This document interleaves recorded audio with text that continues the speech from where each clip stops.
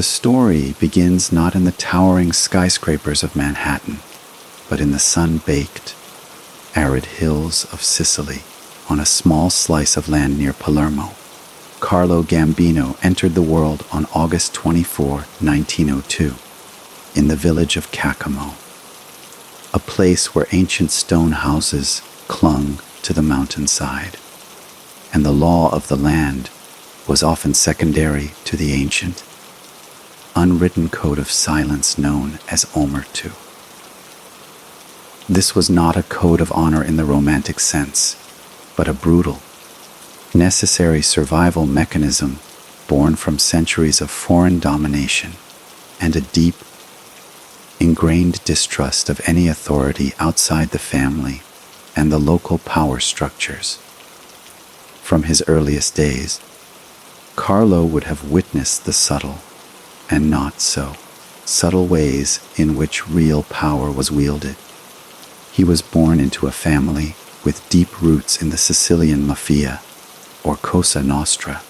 His grandfather, Don Giuseppe Gambino, was a man of respect, a figurehead who understood that power was not about loud proclamations, but about the quiet, unspoken agreements made in back rooms, the control of resources, and the loyalty sworn with a glance and a handshake.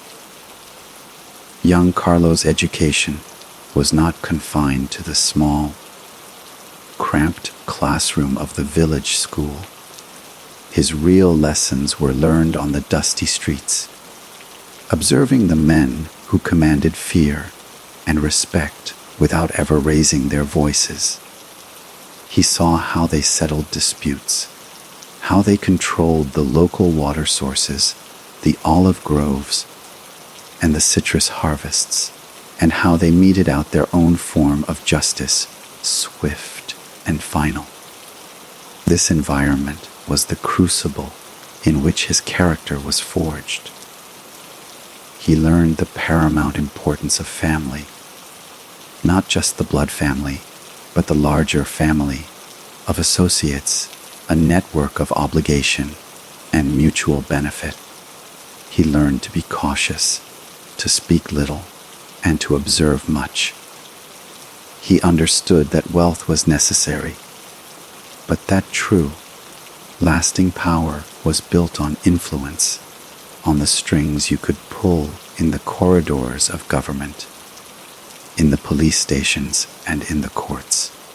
By the time he was a teenager, the old world mafia was facing an unprecedented threat from the fascist regime of Benito Mussolini, who launched a brutal and relentless crackdown on organized crime, seeing it as a challenge to the total authority of the state. Mafia bosses were arrested, tried, and given long prison sentences in a systematic effort to break their power. It was during this period of intense pressure that the Gambino family, like many other mafia clans, began to look across the Atlantic Ocean towards the land of opportunity, towards America.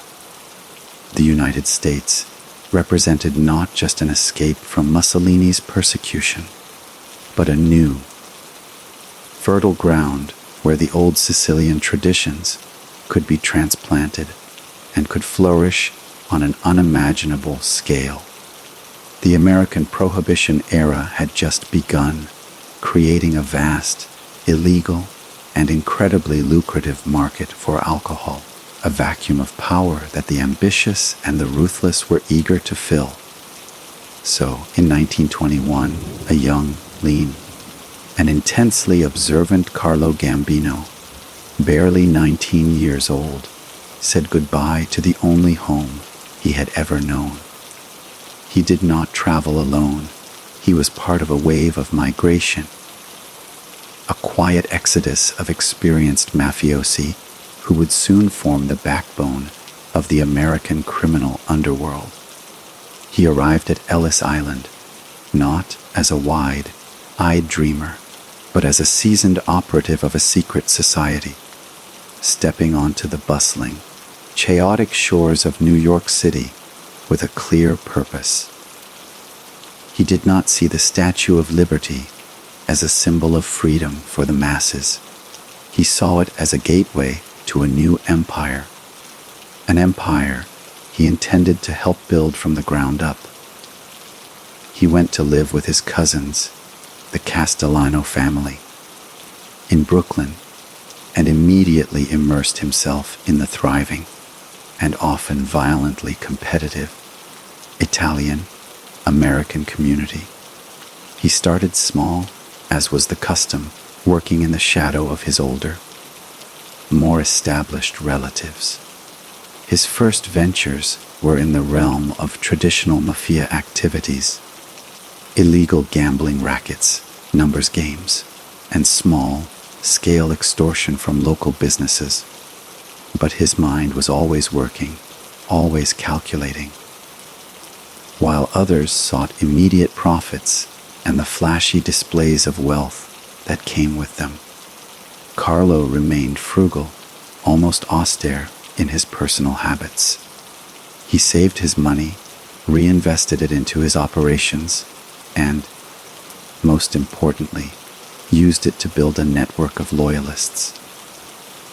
He was not a charismatic leader who inspired through grand speeches.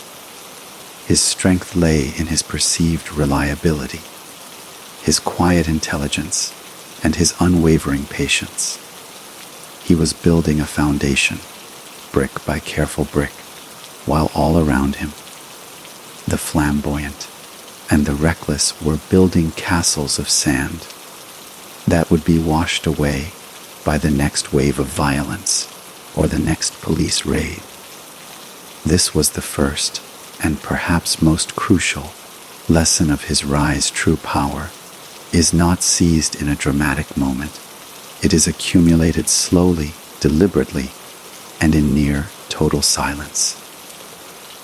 The New York that Carlo Gambino immersed himself in during the 1920s was a city tearing itself apart and rebuilding itself all at once, a roaring, chaotic symphony of construction, jazz, and gangland violence, all set to the relentless, percussive beat of pneumatic drills and Tommy guns.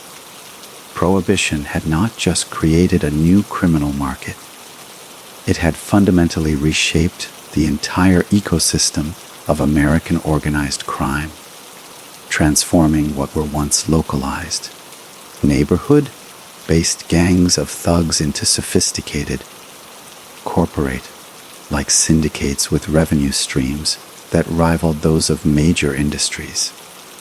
For a young man like Gambino, this was not a time for flashy displays or reckless ambition. It was a time for apprenticeship, for learning the intricate new map of power that was being drawn in the back rooms of speakeasies and in the warehouses along the Brooklyn waterfront. He aligned himself almost instinctively with the rising power of the time, the man who was quickly becoming the architect of the modern American Mafia, Salvatore Maranzano. Maranzano was a throwback to the old world, a scholarly man who could quote Julius Caesar and Sun Tzu, and who envisioned a national, highly structured organization of crime modeled on the Roman legions, with himself as the undisputed capo di tutti capi, the boss of all bosses. This vision resonated deeply with the Sicilian traditionalists, including Gambino, who saw in this structure a way to bring order to the chaos and to protect their interests from the encroaching non-Sicilian gangs. Gambino's role in what would become known as the Castellammarese War, the brutal conflict between Maranzano's faction and the rival faction led by Joe Masseria, was not that of a frontline soldier, a charismatic gunman like the young Salvatore Lucania, who would later become known as Charles Lucky Luciano. Instead, Gambino's value was as a strategist, a logistician, and a financier. While the streets echoed with the sounds of car bombs and machine gun fire, Gambino was working in the shadows, ensuring the flow of money, the distribution of weapons, and the maintenance of the complex web of alliances that kept Maranzano's war machine functioning. He was a master of the unglamorous, yet utterly vital, back end of crime. He understood that wars are not won by courage alone, but by supplies, by intelligence, and by the morale of the men, which was often directly tied to their pay. This behind the scenes role suited his temperament perfectly. It kept him out of the direct line of fire, both from rival bullets and from the attention of the police, while simultaneously placing him at the very heart of the decision-making process. He was earning something far more valuable than a reputation as a tough guy. He was earning the trust and the debt of the most powerful men in the underworld. He saw firsthand the brilliance and the ruthlessness of Lucky Luciano, a man who represented the new, Americanized way of thinking, a pragmatist who cared more about profit than about old-world Sicilian pedigrees. And, most importantly, he witnessed the inevitable, bloody conclusion of the war. First, Luciano engineered the murder of his own boss, Joe Masseria, effectively handing victory to Maranzano. But this victory was short-lived. Maranzano's dream of a Roman-style empire with himself as emperor was an anachronism, a vision of the past that had no place in the modern, corporate America that Luciano and his young associates, including Meyer Lansky and Benjamin Bugsy Siegel, were building. Just a few months after declaring himself the boss of all bosses, Maranzano was assassinated in his own office by a team of hitmen posing as tax agents, a hit widely believed to have been orchestrated by Luciano. This day, September 10th, 1931, would later be mythologized as the Night of the Sicilian Vespers, a bloody purge that marked the end of the old guard and the dawn of a new era. For Carlo Gambino, it was a pivotal, career-defining moment. He had not been on the hit list. He had survived. His quiet, indispensable work had been noted by the new regime. Luciano, the new de facto leader, did not crown himself boss of all bosses. Instead, he did something far more revolutionary. He created a national crime syndicate, the Commission, a board of directors for the American underworld, to settle disputes and to facilitate business between the now officially organized 5 families of New York, along with outfits in Chicago and other cities. It was a corporate takeover of the Mafia, and Gambino, still young and positioned within what was now the Mangano family under boss Vincent Mangano, had a front row seat to this historic transformation. He learned a lesson that would define the rest of his career, that the most dangerous threat to a leader is not the enemy in front of you, but the ambitious subordinate standing quietly behind you, and that the most successful coup is the one that is planned for years in advance, executed with swift, surgical precision, and leaves the existing power structure intact, with only the figurehead changed. He had seen the future, and it was not a single emperor. It was a silent, collective, and infinitely more powerful partnership. The end of the Castellammarese War, and the rise of Lucky Luciano's commission did not bring immediate peace or prominence for Carlo Gambino. Instead, it ushered in a long, deliberate period of strategic patience, a decades-long game of chess where he carefully, silently, moved his pieces across the board, always keeping his ultimate goal obscured behind a facade of loyal service and unassuming modesty. He was now a formally made member of the Mafia, a soldier, and then a caporregime in the family controlled by Vincent Mangano, a powerful and respected figure who, along with his volatile brother Philip, oversaw a vast criminal empire rooted in the Brooklyn waterfront, the lifeblood of New York's economy.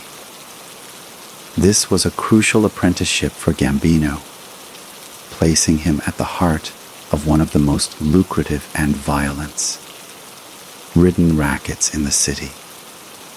The docks were a world of their own, governed by fear and corruption, where shipping companies paid for protection.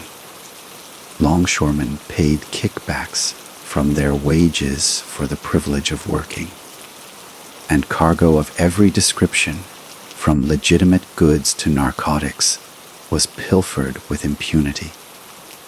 It was here that Gambino honed his skills in labor racketeering, learning how to manipulate unions, control hiring halls, and paralyze the entire port of New York with a strategically called strike, thereby extracting millions from corporations and the government itself.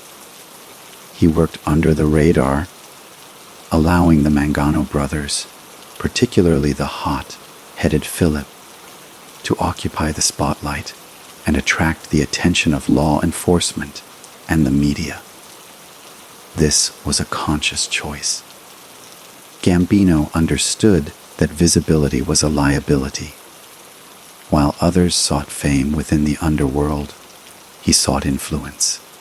He built his own power base quietly, cultivating loyal soldiers and forging independent business alliances, all while showing unwavering public deference to Vincent Mangano.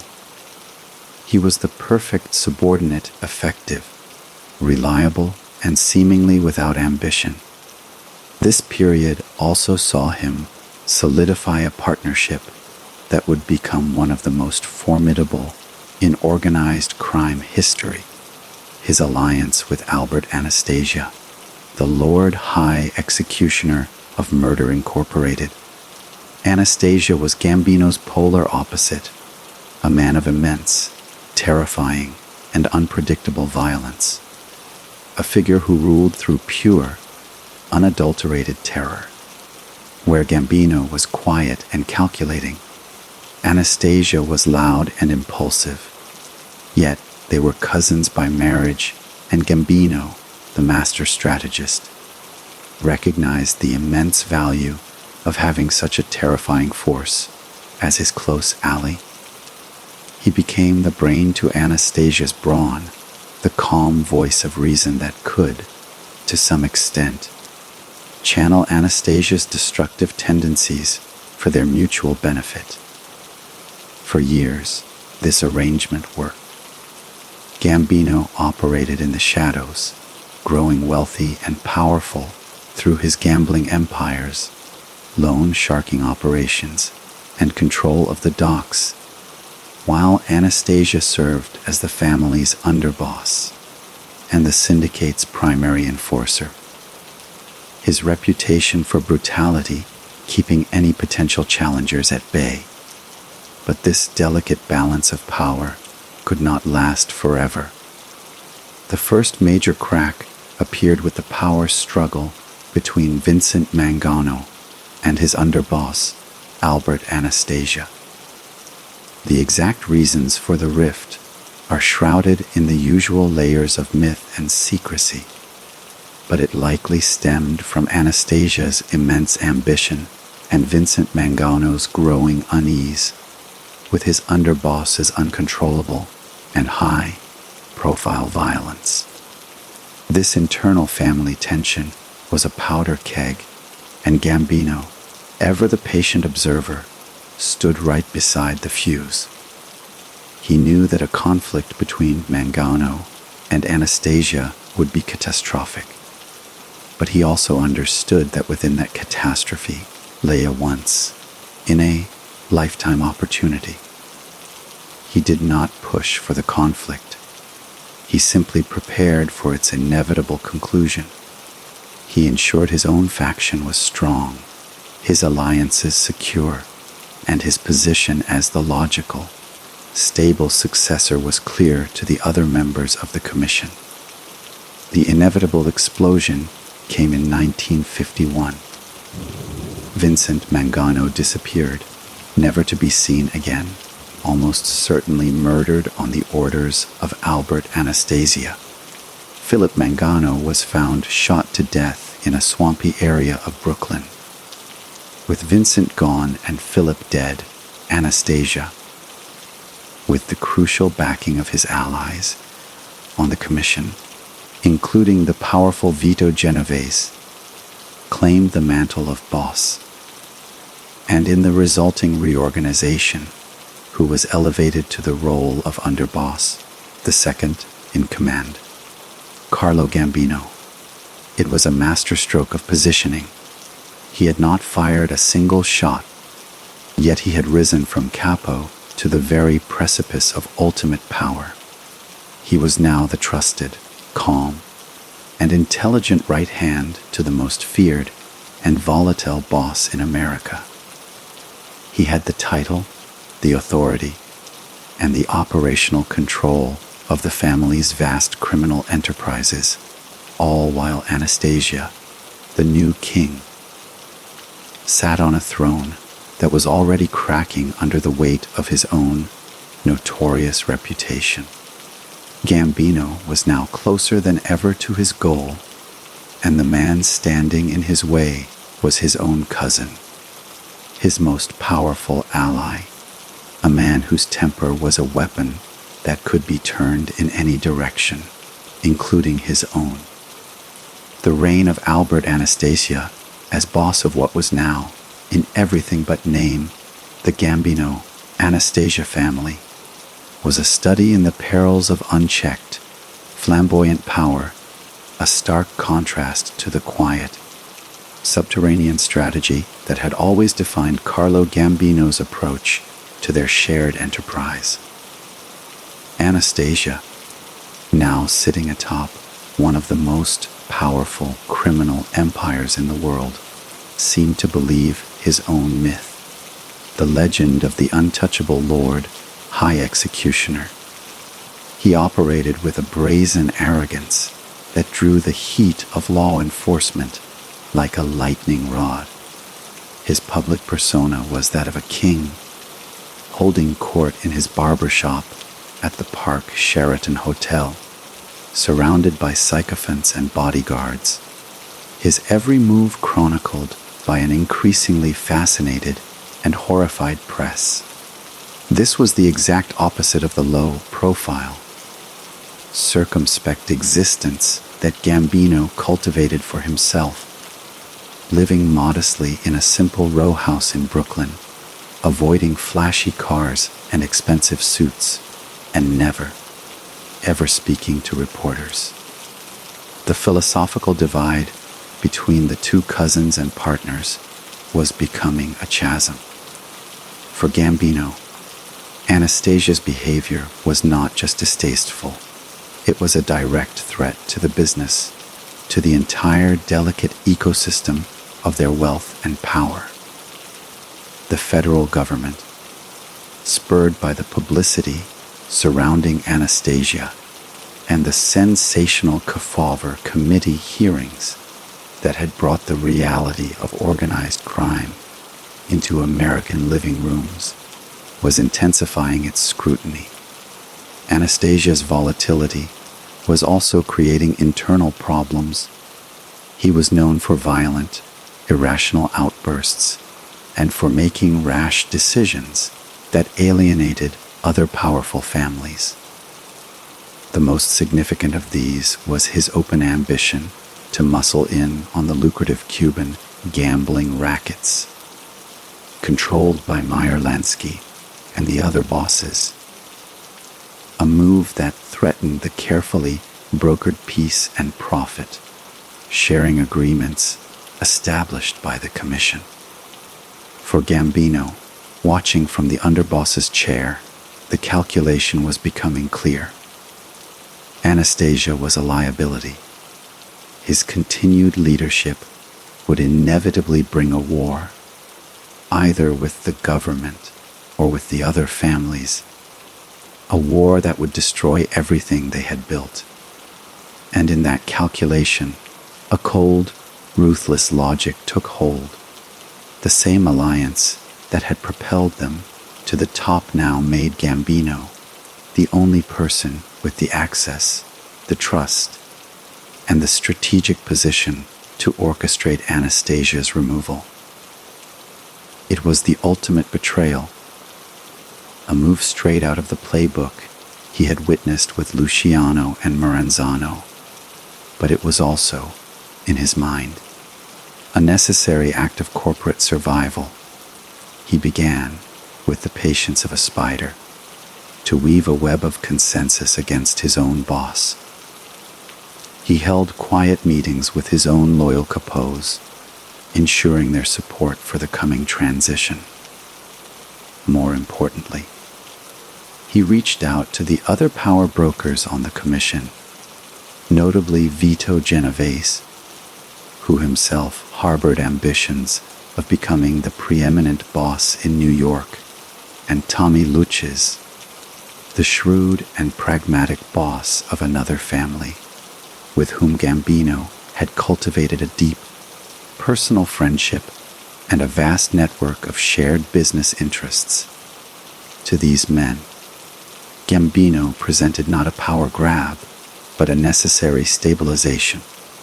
He argued that Anastasia was a danger to them all, that his reckless moves in Cuba and his high-profile status were drawing unwanted attention that threatened their entire operation. He presented himself as the solution, a calm, reliable business first leader who would maintain order, respect the boundaries of the Commission, and ensure the continued flow of profits for everyone. The argument was persuasive because it was true. The Commission, the board of directors, gave its tacit approval for a management change. The execution was planned with the clinical precision of a military operation. On the morning of October 25, 1957, Albert Anastasia walked into the barbershop of the Park Sheraton Hotel for his regular haircut. He sat in the chair, closed his eyes, and was utterly vulnerable. At that moment, two men, their faces obscured by scarves, rushed into the shop, shoved the barber out of the way, and opened fire. Anastasia, the man who had ordered countless murders, was killed in a storm of bullets, a shocking, dramatic end that sent tremors through the entire underworld. The identity of the actual shooters remains officially unknown, but the architect of the plot was universally understood. With Anastasia dead, the succession was seamless, almost preordained. There was no power struggle, no internal war. Carlo Gambino, the quiet, unassuming underboss, the man who had been planning for this moment for decades, simply stepped into the vacuum. He was now the official boss of the family that would, from that day forward, bear his name, the Gambino crime family. He had achieved the ultimate power, not through a bloody street war, but through a boardroom coup sanctioned by his peers and executed with brutal efficiency.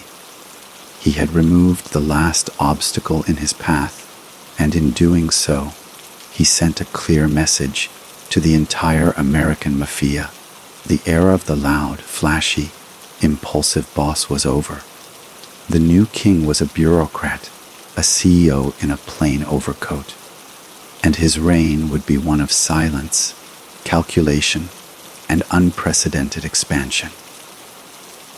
The ascension of Carlo Gambino to the position of boss in the wake of such a spectacular and violent regicide was a masterclass in the projection of stability and the consolidation of power, a deliberate and calculated effort to reassure the underworld that order had been restored and that a new, more prudent era was beginning. There was no public boasting, no triumphant declarations, only a quiet, seamless assumption of control that spoke volumes about his authority and the widespread relief felt by the other families. His first order of business was not to launch new, ambitious criminal ventures, but to fortify his own family from within, to ensure that the loyalty that had been given to Anastasia out of fear would now be given to him out of respect, pragmatism, and a shared financial interest. He understood that the most dangerous threats often came from within, from ambitious underlings who might seek to emulate his own rise to power.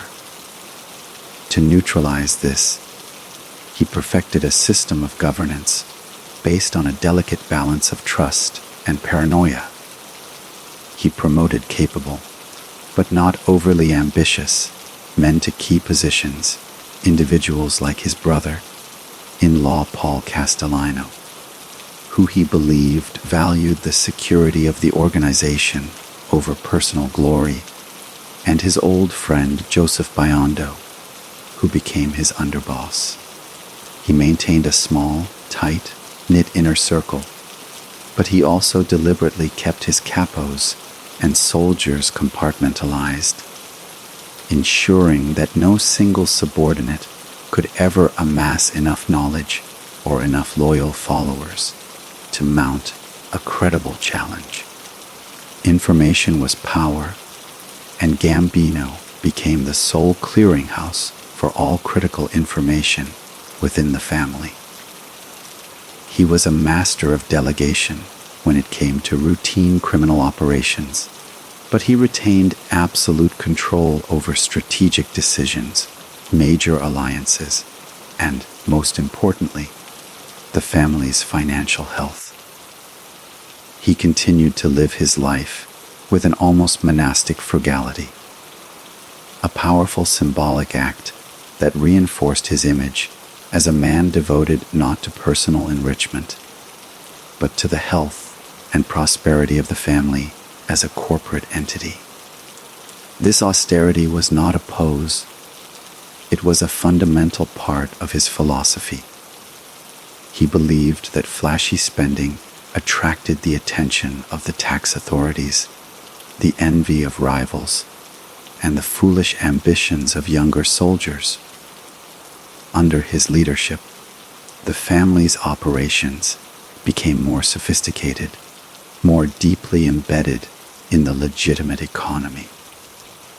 While they still controlled the traditional pillars of their empire, the Brooklyn waterfront, illegal gambling, loan sharking, and labor racketeering, Gambino pushed aggressively into new sectors. He invested heavily in the nascent garbage carting industry on Long Island, recognizing it as a cash-rich business ripe for monopolization through intimidation. He expanded the family's reach into the garment industry, controlling trucking and unions, effectively holding entire clothing manufacturers hostage. He saw the potential in the construction industry, particularly with the post-war building boom, and through strategic control of concrete, pouring, and demolition unions. The Gambino family could dictate the terms of virtually every major construction project in New York City. This was power on a scale Anastasia could never have conceived, not the power to kill a man, but the power to stop a skyscraper from being built. This quiet, methodical expansion of economic influence was happening just as the entire American Mafia was about to suffer its most significant public relations disaster, an event that would, paradoxically, work to Gambino's immense advantage. Just weeks after he took power in November of 1957, a New York State trooper stumbled upon a secret meeting of over 100 of the most powerful mafiosi in the United States and Italy at the Apalachin, New York, estate of Joseph Barbara. The resulting raids and arrests exposed the national scope of organized crime to the public, shattering the myth that it was a series of disconnected local gangs. Dozens of bosses, including Vito Genovese, were arrested and humiliated. But conspicuously absent from that meeting was the new boss of the Gambino family, Carlo Gambino, whether by sheer luck or more likely, by his innate caution and his intelligence network that warned him of the gathering. He had avoided the debacle entirely. While his rivals were being paraded before the cameras and subjected to intense federal scrutiny, Gambino remained in the shadows, untouched. This single event cemented his reputation as the smartest and now the most powerful boss in the nation. With Genovese weakened by the Apalachin fallout and subsequent legal troubles, the mantle of leadership on the commission naturally shifted to Gambino. He was now the primus inter pares, the first among equals, the de facto chairman of the Board of American Crime, his authority rooted not in the fear he inspired, but in the universal acknowledgement of his wisdom, his discretion, and his unparalleled success. The decade that followed the Apalachin debacle was the golden age of Carlo Gambino's reign, a period where his philosophy of quiet, pervasive influence reached its zenith, and his power became so deeply woven into the fabric of New York's economic and political life that it was almost indistinguishable from legitimate enterprise. While other bosses like Vito Genovese were eventually convicted and sent to prison on narcotics charges, a fate Gambino had always astutely avoided by publicly forbidding his family from dealing in heroin.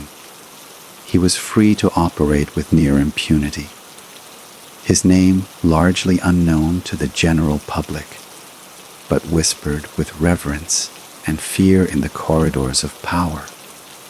His authority was now unquestioned, both within his own family and on the commission,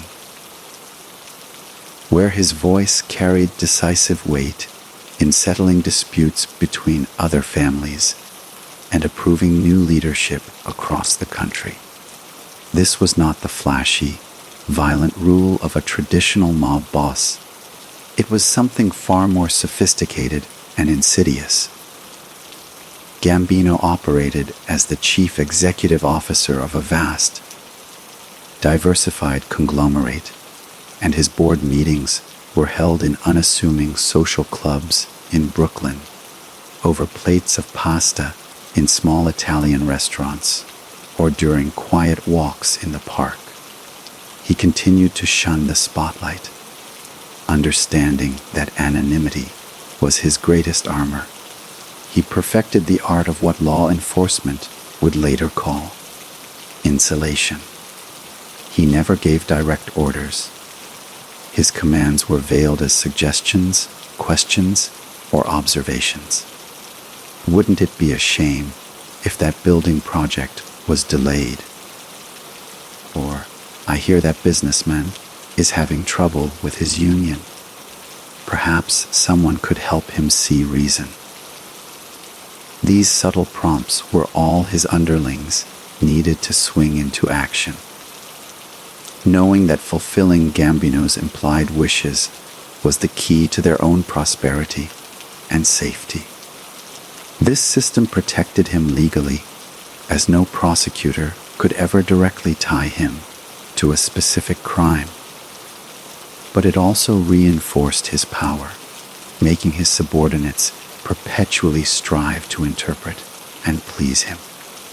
During this time, the Gambino family's empire expanded into areas that were, on the surface, completely legitimate. Through a web of front companies and trusted associates, he gained significant interests in real estate, banking, the music industry, and even the stock market.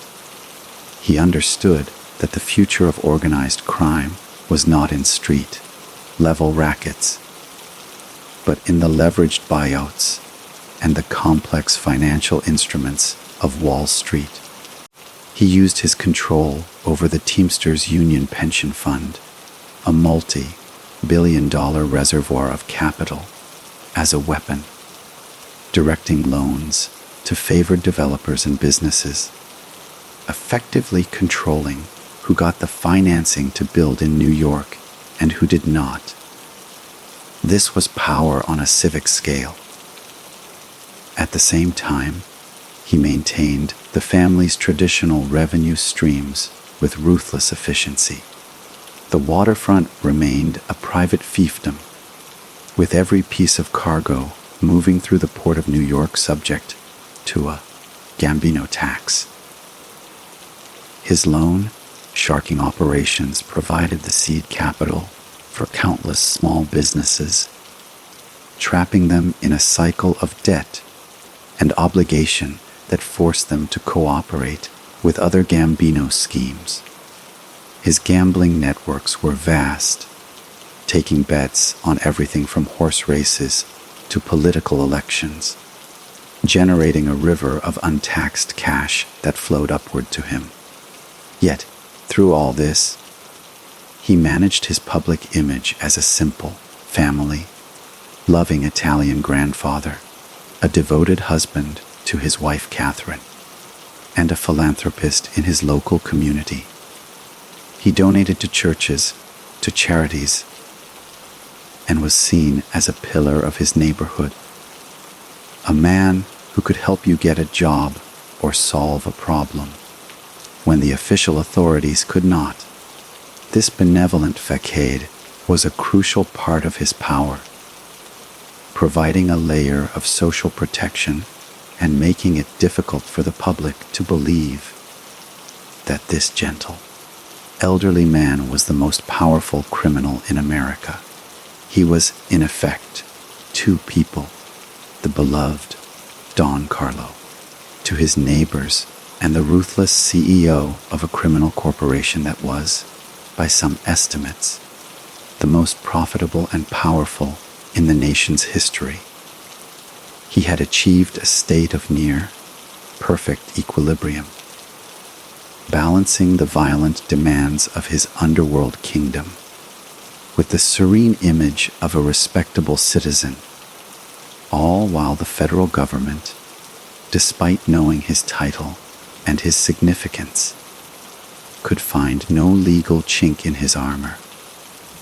He was the ghost in the machine, his fingerprints on everything, yet his presence nowhere to be found. However, no empire, no matter how brilliantly constructed or meticulously insulated, can exist in a state of perfect equilibrium forever.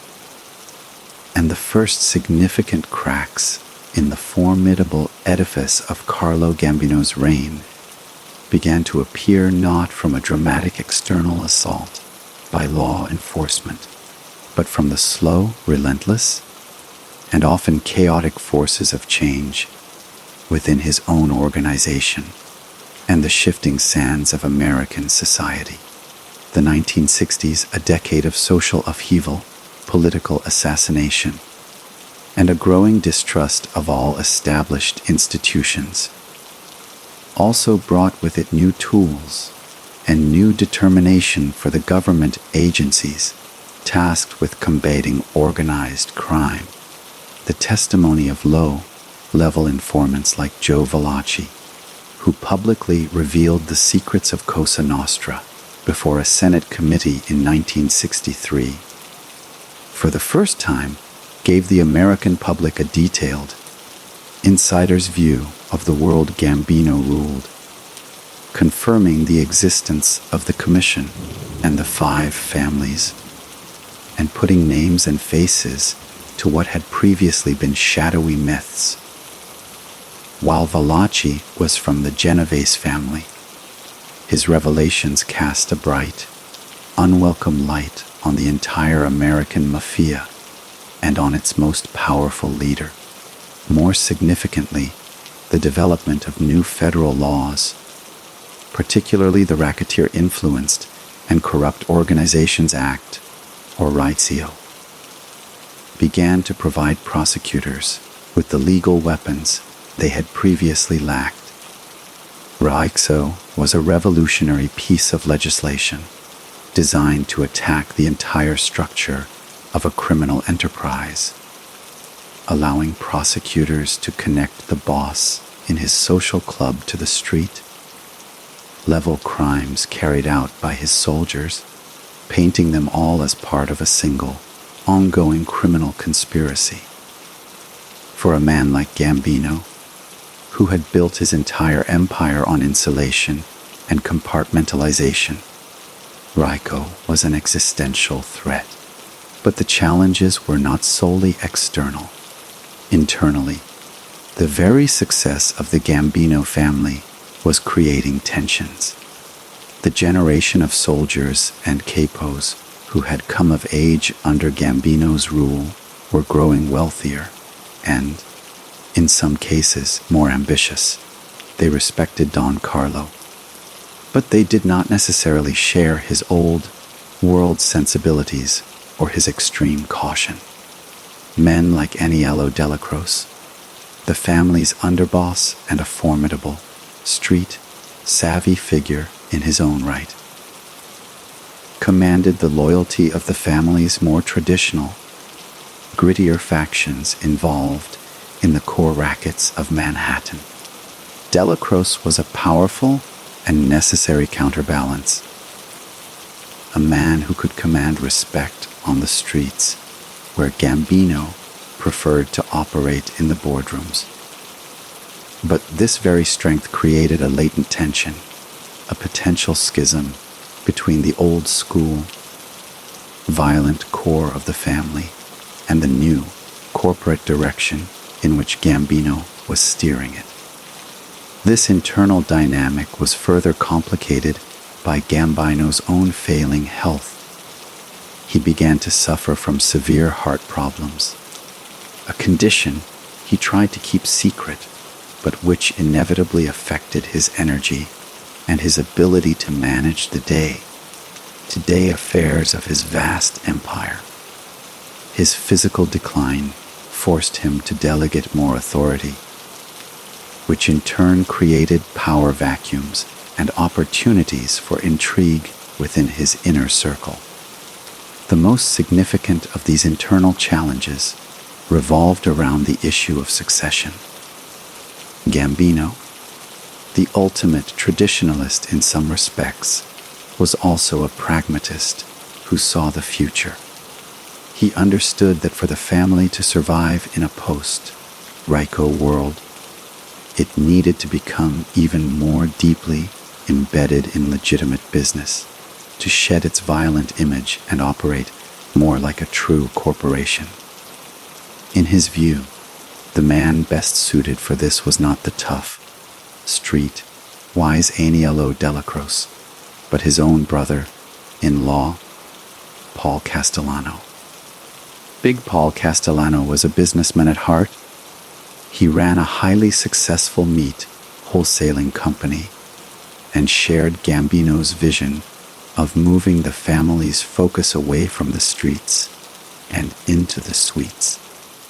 He was sophisticated, intelligent, and, crucially, he lacked Delacroce's long and very public rap sheet. Gambino saw in Castellano the future. A boss who could sit across the table from CEOs and politicians without the stench of the gutter clinging to him. This was a monumental decision, one that flew in the face of the natural order of succession, which would have dictated that the underboss, Delacroce, take over. Gambino knew that bypassing a powerful and respected figure like Delacroce was incredibly dangerous, a potential catalyst for a civil war within the family. Yet, he believed it was a necessary risk for the long-term survival of his life's work. So, as the 1970s dawned, Carlo Gambino, the quiet king, found himself in a position he had spent his entire life avoiding. He was now vulnerable, facing threats from a newly empowered federal government, from the restless ambitions within his own organization, and from the relentless ticking of his own failing heart. The empire was still at the peak of its power, but its architect was weakening, and the vultures, both inside and outside the family, were beginning to circle, waiting for the moment when the old man's grip would finally loosen. The final act of Carlo Gambino's life, the decade of the 1970s, was a protracted and masterful exercise in legacy management, a carefully orchestrated endgame where every move was calculated to secure the future of his empire and protect his family's name, even as his own physical body began its irreversible decline. He was now in his 70s, a frail, gaunt figure whose suits hung loosely on his diminishing frame, his face etched with the lines of a lifetime of silent calculation and the constant burden of ultimate power. The heart condition that had plagued him for years was worsening, requiring frequent hospital visits and confining him to his modest home for long periods. Yet, his mind remained as sharp and formidable as ever, and from his sickbed, he continued to pull the strings of his vast criminal network, receiving reports, issuing subtle directives, and planning for a future he knew he would not see. The external pressures were intensifying at an alarming rate. The Raicho statute, once a theoretical threat, was now being wielded by a new generation of aggressive federal prosecutors who saw bringing down the heads of the 5 families as their career-making mission. Gambino himself became a primary target.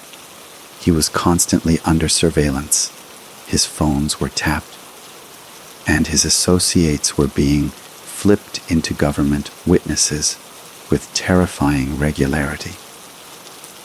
The old world of Omerta was crumbling, replaced by a culture of cooperation with the authorities, as lengthy prison sentences terrified even hardened mafiosi into breaking their sacred vows of silence. Gambino faced a series of major legal battles during this period, any one of which could have sent him to prison for the remainder of his life. There were indictments for conspiracy, for racketeering, and most dangerously, a federal case targeting the entire leadership of the Gambino family. Yet, with the same strategic brilliance he had always displayed, he navigated these legal minefields.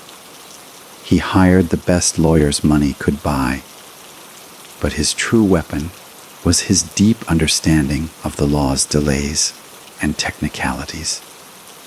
He used every procedural maneuver available, filing endless motions, challenging the legality of wiretaps, and feigning such severe illness before court appearances that judges were forced to grant postponements, fearing he would die in their courtroom. It was a breathtaking performance, a war of attrition fought not with bullets, but with legal briefs and medical reports. He was playing for the most valuable commodity he had left: time. Time to secure his succession. Time to transfer power peacefully. Time to ensure that his vision for the family's future would outlive him. This internal matter, the question of who would follow him, was the single most pressing issue of his final years. He had made his decision. Paul Castellano would be the next boss, but he could not simply impose his will. He had to manage the transition in a way that would prevent a catastrophic war with the faction loyal to Aniello della Croce. It was perhaps the most delicate negotiation of his entire career. He summoned della Croce, the proud and powerful underboss who had every right to expect the throne, and presented his plan. The details of their meeting are lost to history, but the outcome is known. In a remarkable testament to Gambino's enduring authority and powers of persuasion, he secured della Croce's acquiescence. The deal was reportedly this: della Croce would step aside and allow Castellano to become boss. In return, della Croce would retain his position as underboss and would maintain control over the family's lucrative criminal operations in Manhattan, effectively giving him his own sub-kingdom within the larger empire. Castellano would focus on the white-collar side of the business, the legitimate investments, and the high-level corruption. It was a precarious compromise, a partition of power that was fraught with potential for future conflict. But for Gambino, it was enough. It ensured a peaceful transition. It upheld his chosen successor, and it kept the family unified for the moment.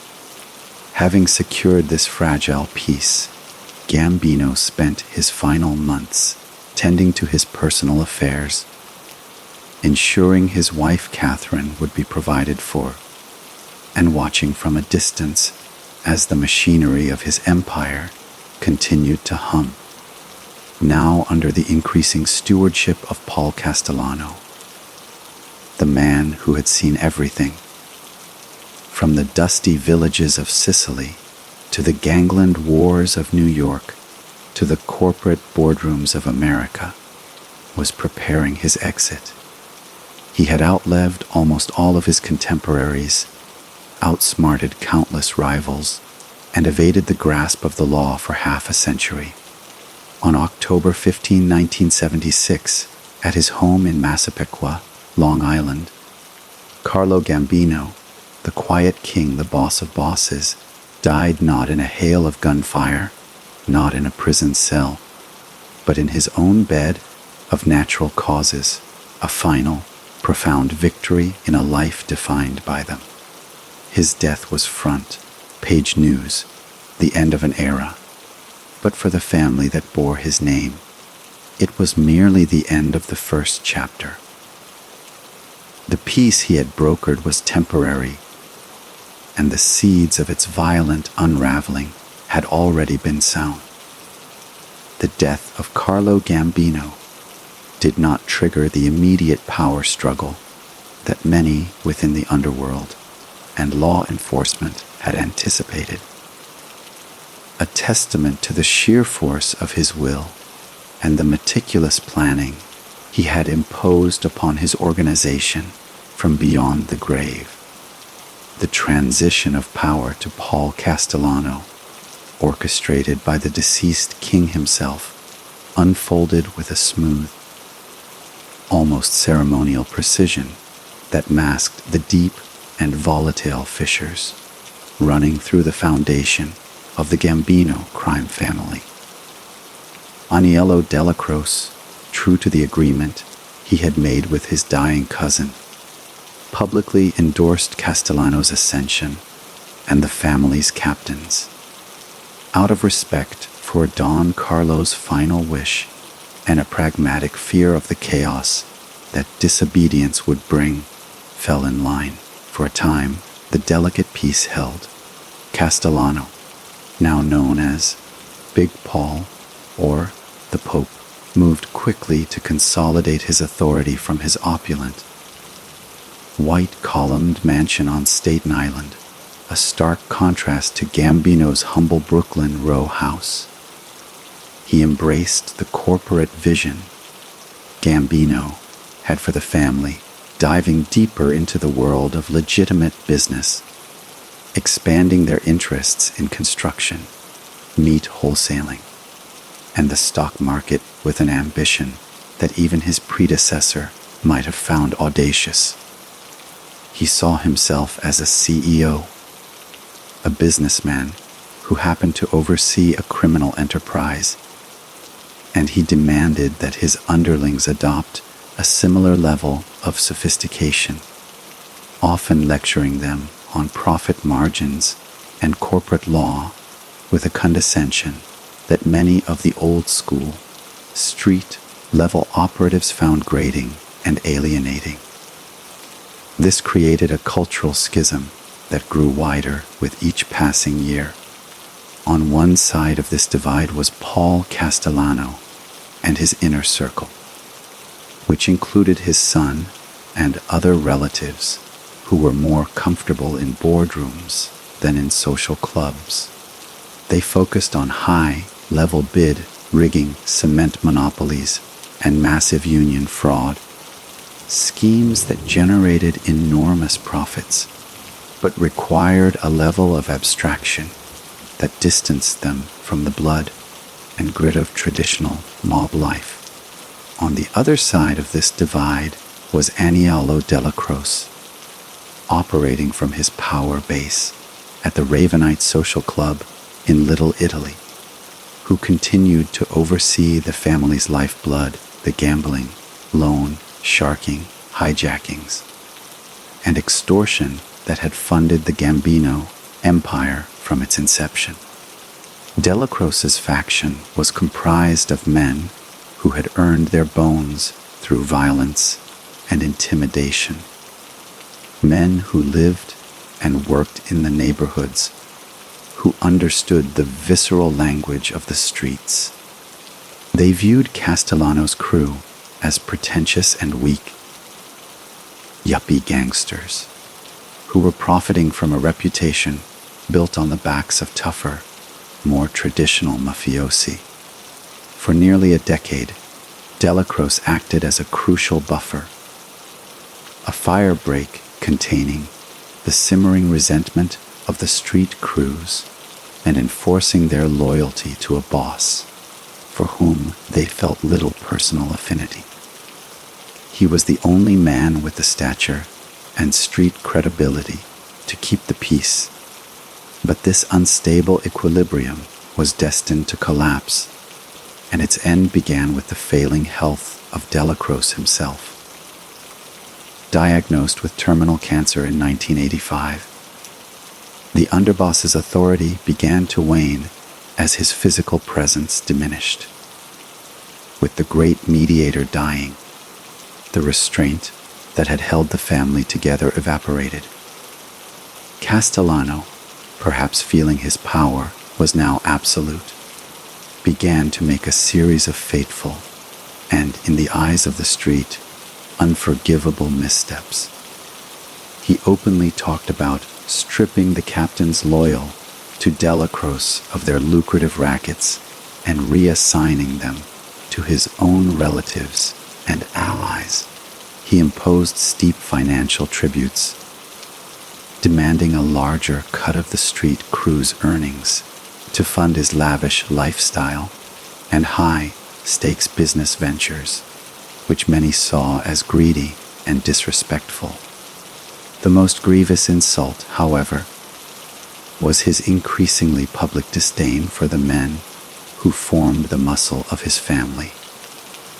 He criticized their behavior, their dress, their lack of class, creating an atmosphere of humiliation and seething anger, unbeknownst to Castellano. A dangerous and ambitious leader was rising from within the ranks of the very street crews he held in such contempt. John Gotti, a charismatic and ruthless capo from Queens who reported to Delacroce, had become the de facto champion of the disaffected faction. Gotti was everything Castellano was not: flashy, loud, generous with his crew, and beloved by the press, who dubbed him the Dapper Don for his expensive, custom-tailored suits. He saw Castellano not as a visionary leader, but as a weak, distant aristocrat who was bleeding the family dry and disrespecting its traditions. With his own mentor, Delacroce, on his deathbed, Gotti began to weave a conspiracy, quietly sounding out other disgruntled captains and soldiers, building a coalition that believed the family needed a strong leader from the streets, not from the boardroom. The stage was set for a bloody Shakespearean tragedy. The final act was triggered by two simultaneous crises.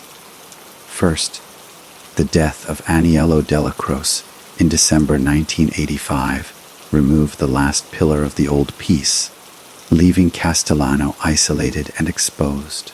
Second, and most critically, Paul Castellano was indicted on a massive RISO case that threatened to send him to prison for life.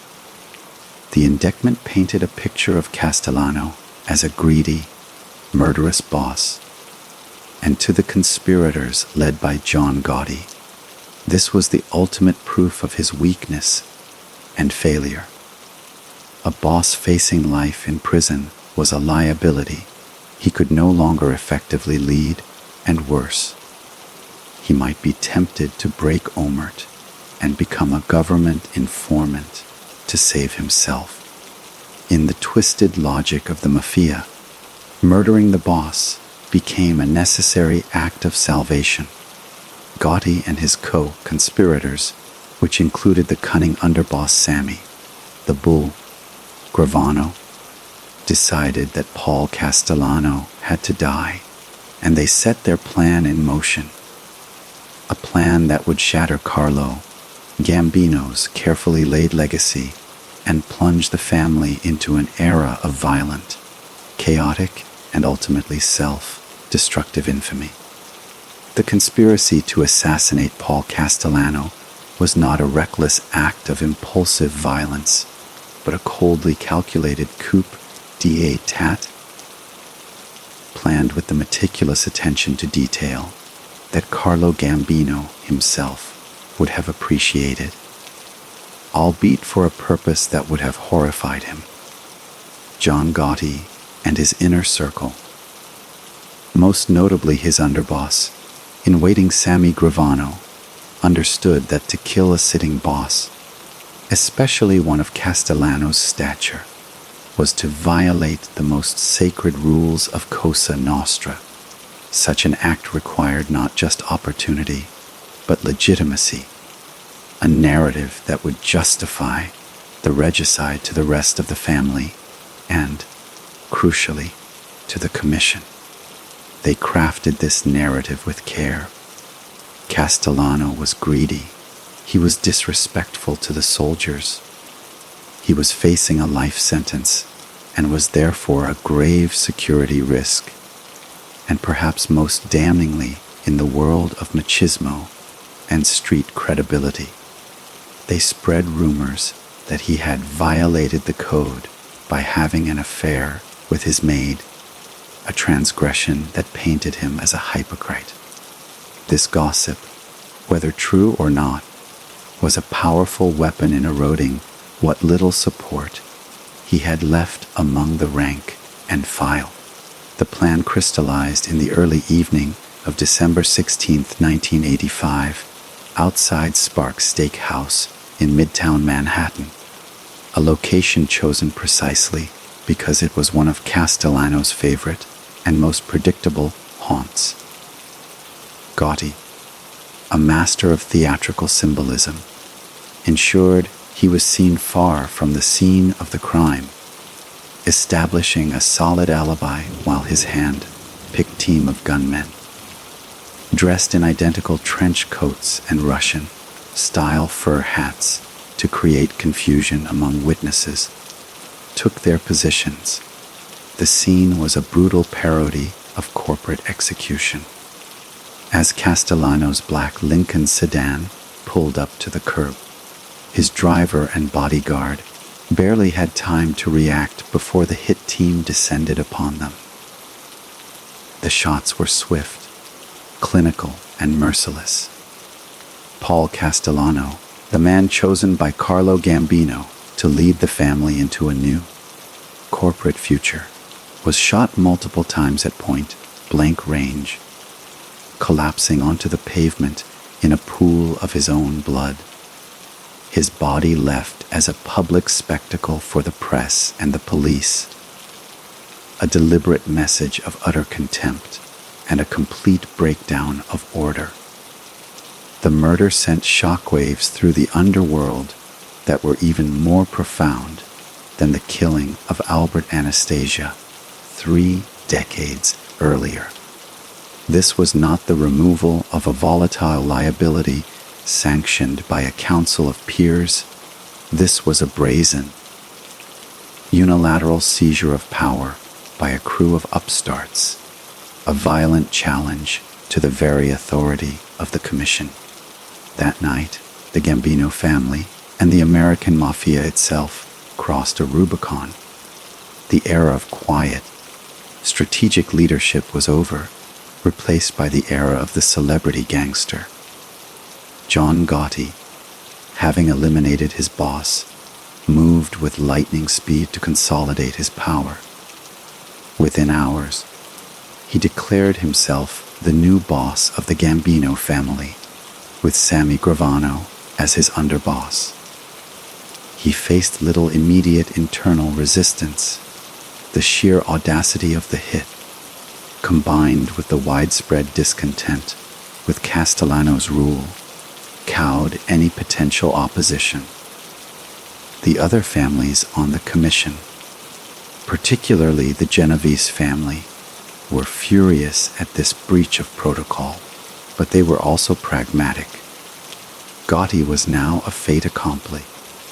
He controlled the largest and wealthiest crime family in America, and challenging him would mean a war they were not prepared to fight.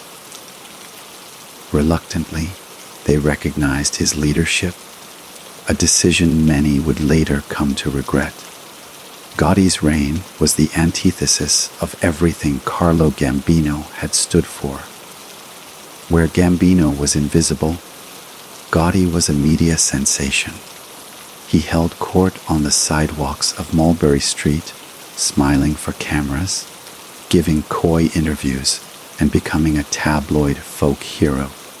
He reveled in the nicknames, the Dapper Don and the Teflon Don, after he managed to beat several federal cases, often through jury tampering and intimidation. His flamboyance was a calculated act of defiance against the government, but it was also a profound strategic blunder. He became the #1 target of every law enforcement agency in the country. The FBI assigned an entire task force to him. His social club was wired with listening devices, and he was followed by a small army of federal agents every time he left his house.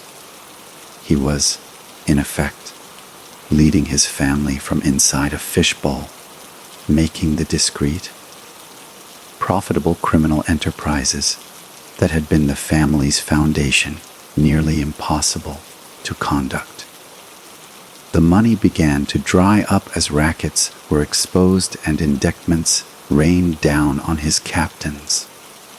Gotti's leadership was a study in unsustainable extravagance, a burning flare that was brilliant, dramatic, and destined to burn out quickly. He had traded Carlo Gambino's lasting, silent power for a brief, noisy, and ultimately doomed moment in the spotlight. And in doing so, he had set in motion the final, precipitous downfall of the criminal empire that had taken half a century to build. The downfall of John Gotti and the subsequent unraveling of the Gambino crime family's power was not a sudden collapse, but a slow, inexorable grinding down, a process set in motion by Gotti's own hubris and completed by the very federal machinery that Carlo Gambino had so masterfully evaded for decades. Gotti's very public victory in his 1987 trial, which earned him the Teflon Don moniker, was in fact a Pyrrhic one. It only intensified the federal government's resolve to bury him, leading to an unprecedented allocation of resources and a relentless, multi-pronged investigation that left no aspect of his life unexamined.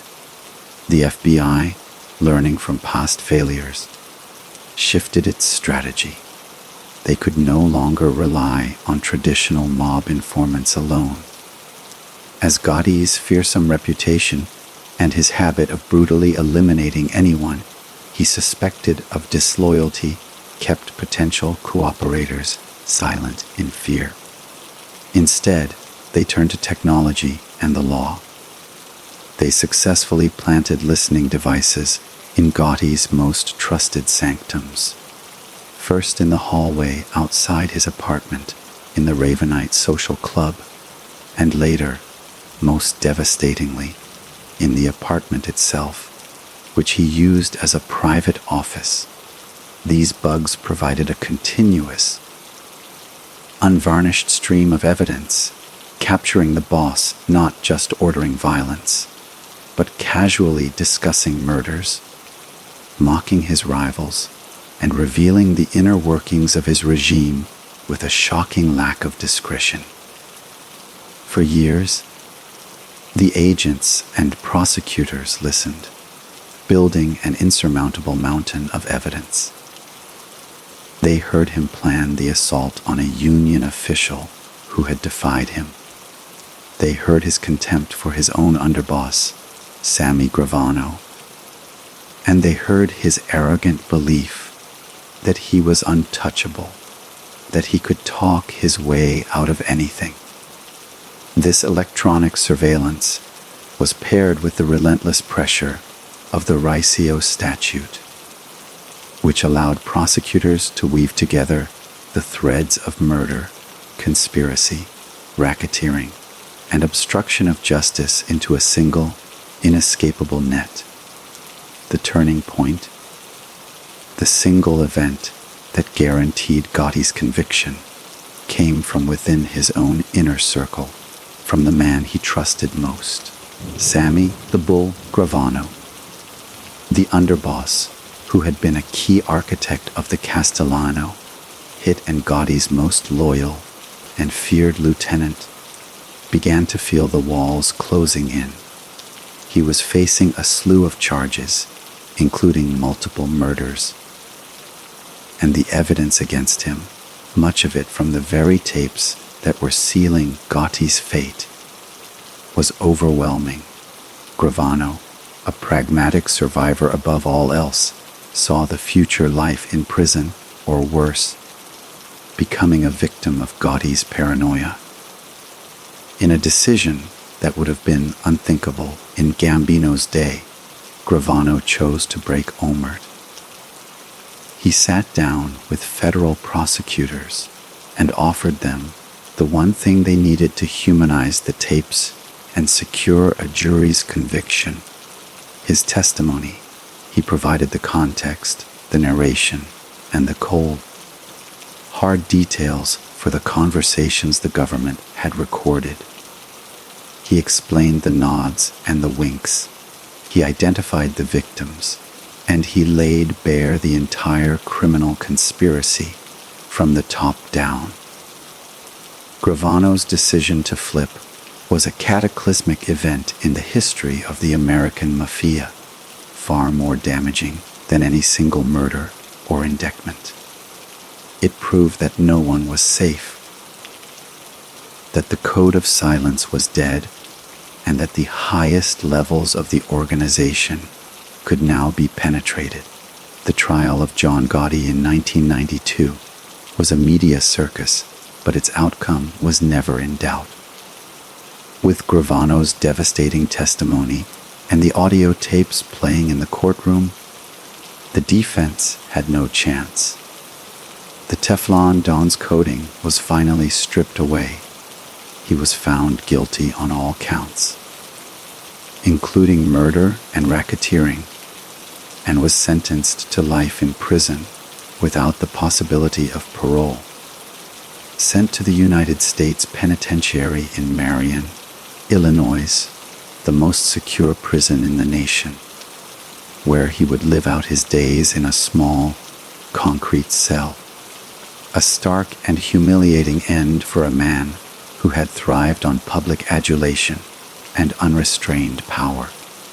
His imprisonment did not just remove a boss. It decapitated the Gambino family and shattered its myth of invincibility. In the years that followed, a succession of bosses tried to pick up the pieces, but the family was a shadow of its former self, relentlessly targeted by prosecutors, using the blueprint perfected in the Gotti case. The quiet, pervasive power that Carlo Gambino had cultivated was gone, replaced by a reputation for flashy incompetence and catastrophic betrayal, a legacy that John Gotti had built not on stone, but on sand.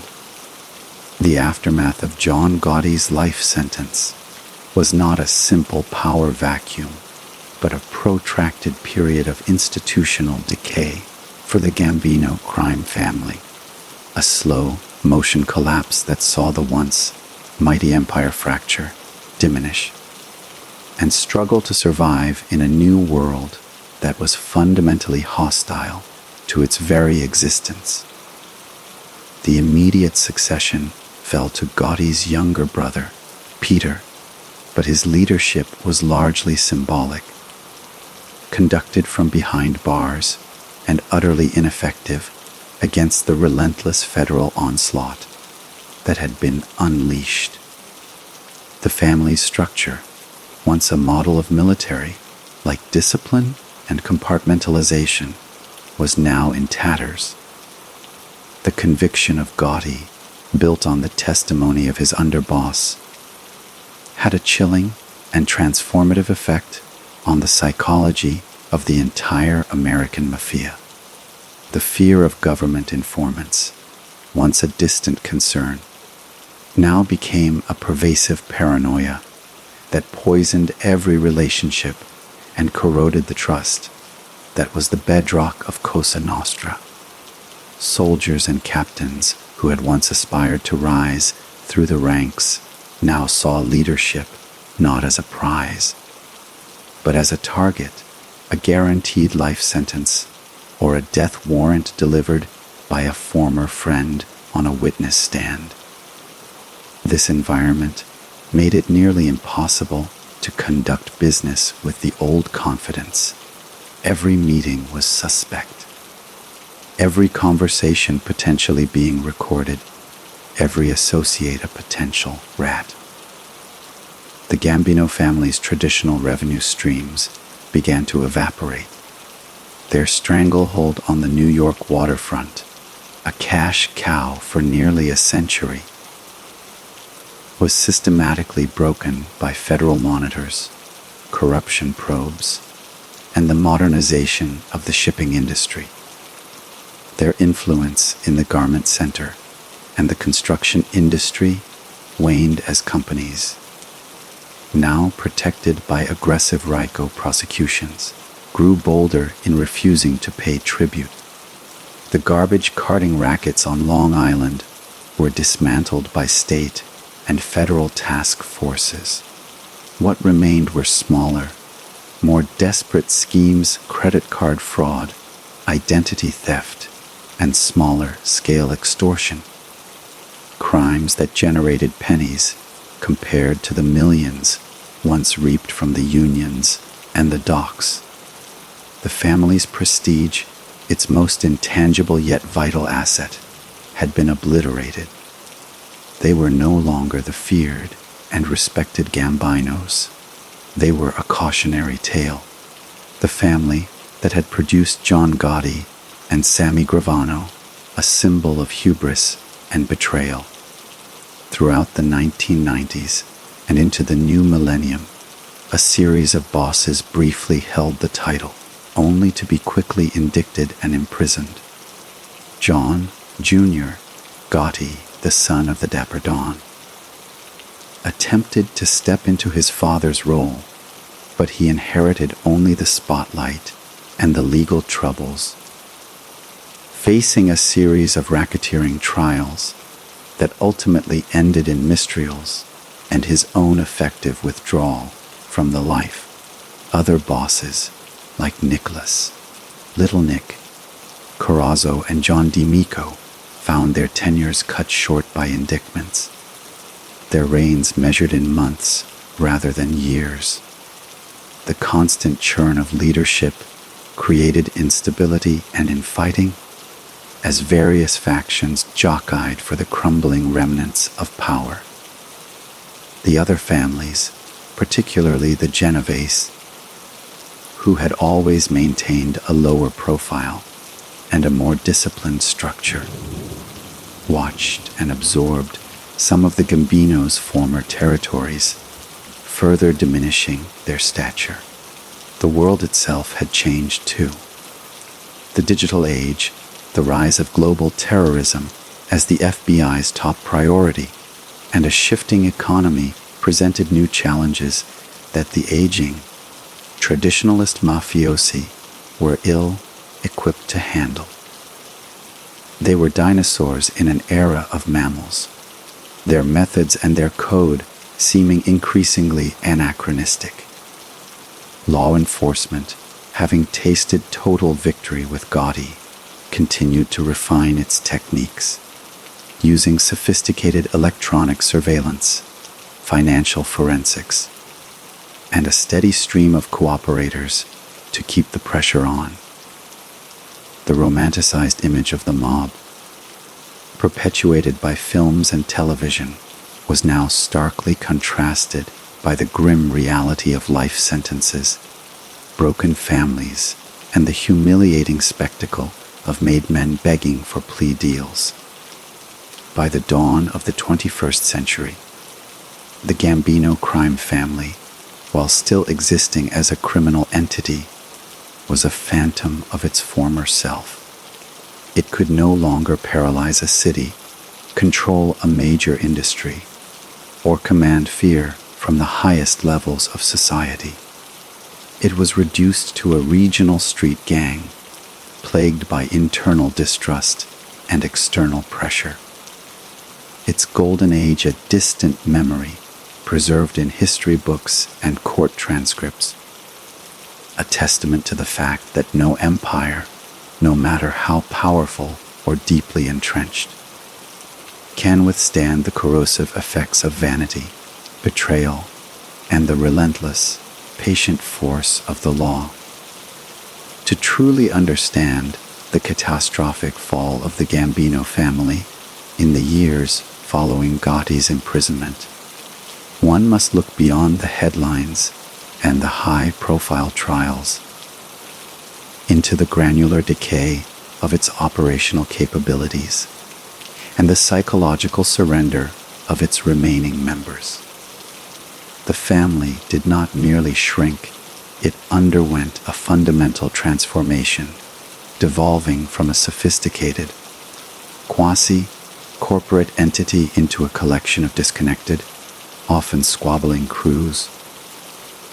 each more concerned with its own survival than the health of the larger organization.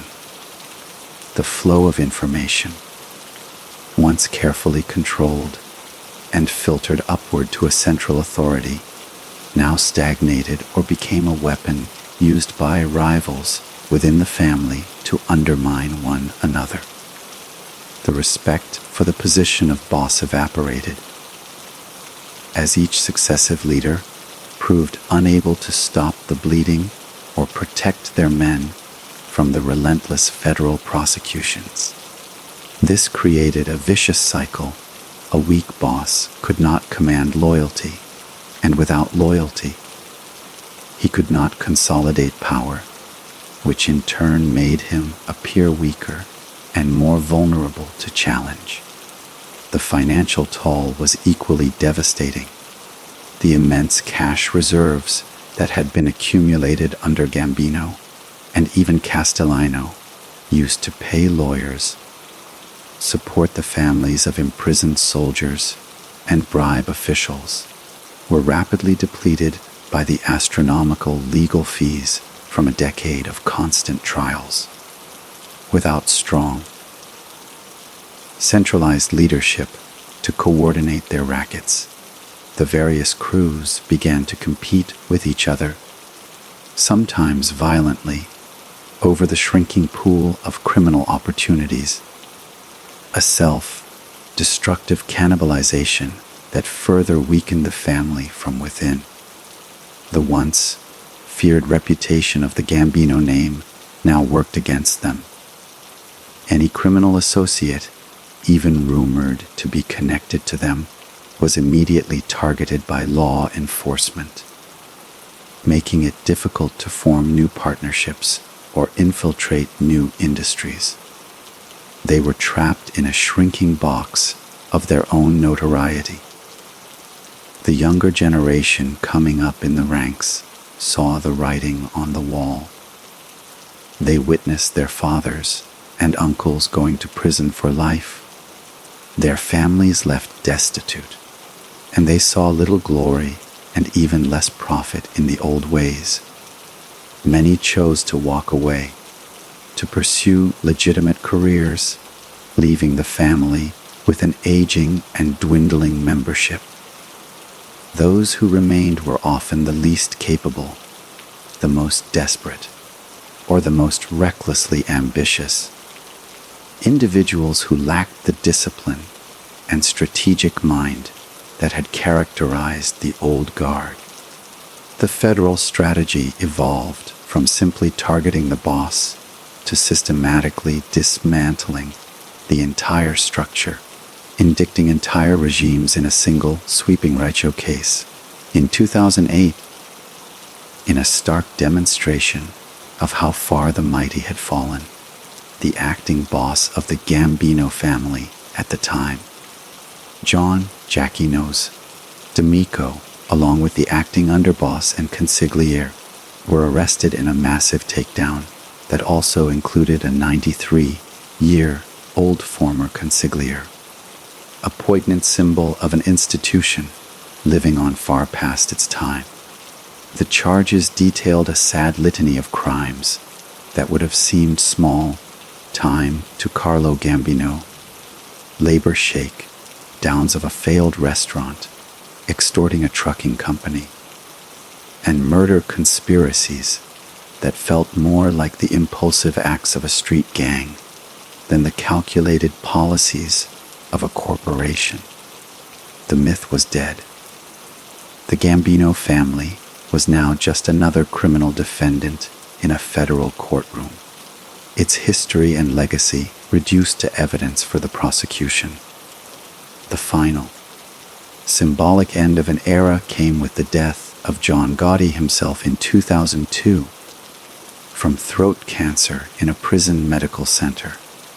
He died as he had lived for the previous decade, in custody, separated from the world he once commanded, his passing noted by the press, but mourned by only a small, loyal remnant. His death closed the book on the most destructive chapter in the family's history. but it did not offer a path to renewal. It simply left a void, one that was filled not by a new Gambino or a new Gotti, but by the relentless, bureaucratic efficiency of the United States Department of Justice. The family persisted, as it does to this day, but as a ghost, a criminal low-pressure system whose storms are now local, contained, and devoid of the power to shape the destiny of a city. The empire of silence had been defeated by a chorus of informants. The empire of influence had been bankrupted by its own hubris, and the name Gambino, once spoken in whispers, was now just a name in a history book, a cautionary tale of the rise and fall of American power. Yet, to consign the entire story of Carlo Gambino and his legacy to a simple tale of rise and fall is to miss its most profound and unsettling lesson, which is the terrifying durability of the model he perfected, a model that proved capable of surviving even the self-immolation of its most famous successors. The physical empire, the specific rackets, and the particular individuals certainly crumbled, but the blueprint for power that Gambino authored, the corporate structure, the emphasis on legitimate fronts, the cultivation of political and law enforcement connections, and above all, the strategic invisibility remained intact. A dormant virus waiting for a host with the right temperament to reactivate it. In the years following the Gotti catastrophe, the Gambino family, and indeed the other 4 families of New York, did not vanish. They underwent a necessary evolution, a forced return to the principles that had made them powerful in the first place. The bosses who emerged from the wreckage, men like Domenico Sifal and Frank Colli, were deliberate throwbacks to the Gambino era, not the Gotti one. They were low profile, media shy, and focused on rebuilding the family's financial foundation through quiet, long-term infiltration of the economy rather than through loud, short-term acts of bravado. They learned the hard way that the spotlight was a poison. Under their leadership, the family moved away from the flashy, high-risk street crimes that attracted police attention and back toward the more sophisticated and far more profitable white-collar crimes that Gambino had championed: sophisticated fraud schemes, cybercrime, sophisticated stock market manipulation, and deeply embedded labor racketeering in emerging industries. They leveraged the global economy, finding new opportunities in illegal waste disposal, renewable energy contracts, and infiltrating the cannabis industry as it became legalized, using their traditional strong-arm tactics to gain a foothold in a new, multi-billion-dollar market. This was not the dramatic, cinematic mob of the past. It was a bureaucratic, patient, and chillingly effective criminal enterprise, one that had studied its own history and learned from its mistakes. The law enforcement challenge they presented also changed dramatically. Without a flamboyant figure like Gotti to focus on, the media lost interest, and public pressure on law enforcement waned. The FBI, its resources stretched thin by the global war on terror, could no longer dedicate entire task forces to a single crime family. The new generation of mobsters were not celebrities. They were businessmen who happened to be criminals, and they were far harder to identify, infiltrate, and prosecute. They communicated using encrypted apps and burner phones. They conducted their meetings in moving cars and remote locations. And they laundered their money through a complex web of international shell corporations that would have made Carlo Gambino, the master of insulation, proud. They had learned the ultimate lesson of his life, that true power does not seek recognition, it seeks results. The ghost of Gambino's empire, therefore, never truly died. It simply went to ground, it adapted, and it persisted. The name itself may have lost its capital, G glory, but the system, the structure, the cold, calculating methodology of building and maintaining criminal power through patience, intelligence, and a relentless focus on the bottom line, lived on.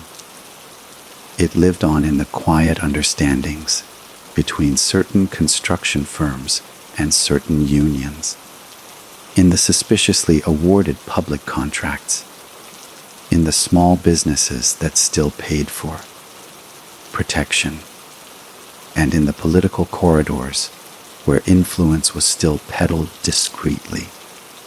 The story of Carlo Gambino is not a closed book of history.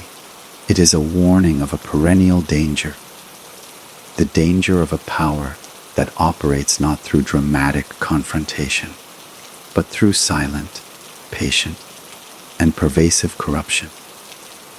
It is a reminder that the most formidable enemies are not those who declare war with a shout, but those who conquer with a whisper, who build their empires not in the light of day, but in the shadows we assume are safe, proving that the most enduring legacy is not a name remembered in headlines, but a system that continues to operate long after its founder is gone. The resurrection of the Gambino family in the 21st century, a phoenix rising from the ashes of its own very public self-destruction, stands as a chilling testament to the enduring appeal and frightening resilience of the criminal model that Carlo Gambino had so perfectly architected, a model that proved to be far more robust than any single individual who temporarily led it. The era of John Gotti was, in the long view of the family's history, a catastrophic but temporary aberration, a violent fever dream that nearly killed the patient, but ultimately forced a return to the core principles of survival that the Quiet Dawn had always embodied. The bosses who took the reins in the new millennium understood that their very existence depended on a wholesale rejection of the Gotti playbook. They were not selected for their charisma or their willingness to confront the government head on, but for their discretion, their business acumen, and their ability to remain anonymous in a world of increasing surveillance. Men like Domenico Seafall, a low-key Sicilian-born figure who had quietly risen through the ranks, and later Frank Cali, a boss with deep ties to the old country, were living repudiations of the Dapper Dawn archetype. They were ghosts, their photographs rarely seen by the public, their voices never recorded by television reporters. They operated not from social clubs in Little Italy, which had become tourist traps and law enforcement fishbowls, but from the suburbs of Staten Island and New Jersey, from anonymous office parks, and through layers of trusted intermediaries who themselves often had no direct, provable connection to the boss. This was Gambino's insulation principle applied with 21st century precision. Their criminal enterprises evolved to match their low-profile strategy, while they never fully abandoned the traditional staples of loan sharking and illegal gambling. Their primary focus shifted to sophisticated frauds that could be conducted from a distance and generated massive profits with a lower risk of violence and thus a lower risk of police attention. They orchestrated massive health care fraud schemes, Medicare and Medicaid scams that siphoned millions from government programs. They infiltrated the construction industry not through loud intimidation, but through quiet control of specific, critical unions and concrete companies, ensuring their cut of every major project in the city without ever firing a shot. They moved into cybercrime, credit card fraud, and identity theft, crimes that were complex, difficult to trace, and perfectly suited for a decentralized, cell-like structure. This was not your grandfather's mafia. It was a modern criminal corporation, and its product was illicit profit. Its strategy was anonymity, and its guiding spirit was the ghost of Carlo Gambino, who had always believed that money and influence were the only true measures of power, not headlines and fear. This deliberate return to the shadows made them a far more difficult target for law enforcement. The FBI, now consumed by the threat of international terrorism, could no longer justify the massive resource allocation that had brought down Gotti. The new Gambino leaders were patient, they were careful, and they understood the legal system, using shell companies and complex financial transactions to create a defensive moat around their activities. For a time, it seemed that the family had successfully achieved what once seemed impossible. It had learned from its past and had found a way to thrive in the modern world, a silent, powerful, and deeply embedded parasite on the legitimate economy. The empire was not what it was at its peak under Don Carlo, but it was stable, it was profitable, and it was growing stronger, proving that the most dangerous criminal organization is not the one that is loud and violent, but the one that is quiet, patient, and smart enough to mimic the boring, respectable rhythms of the business world it seeks to corrupt. This calculated and quiet resurgence, however, could not entirely escape the fundamental vulnerabilities that have always plagued secret societies, vulnerabilities that are rooted not in external pressure, but in the inherent flaws of human nature: ambition, greed, and the inevitable generational shift in attitudes and allegiances. The new generation of Gambino soldiers, while more technologically savvy and discreet than their predecessors, often lacked the deep-seated, almost religious indoctrination in the code of Omert that had been beaten into the old timers on the streets of Brooklyn and in the villages of Sicily. They had grown up in a culture of instant gratification and reality television, where loyalty was a fleeting concept and the prospect of a decades-long prison sentence held far more terror than the abstract threat of mob justice. This cultural shift created a soft underbelly that federal prosecutors were expert at exploiting. The strategy was no longer to wait for a high-ranking underboss to flip, as Sammy Gravano had. It was to methodically target the lower-level operatives, the soldiers and associates handling the day-to-day criminal operations, and use the overwhelming weight of the Richo statute to force them into cooperation. Facing the stark choice between a 30-year sentence and a chance at a new life in the witness protection program, an increasing number of these younger members chose to talk. They provided the granular, operational details that the FBI needed to connect the street-level crimes to the insulated leadership, effectively building cases from the bottom up. This slow, patient approach by law enforcement eventually bore fruit.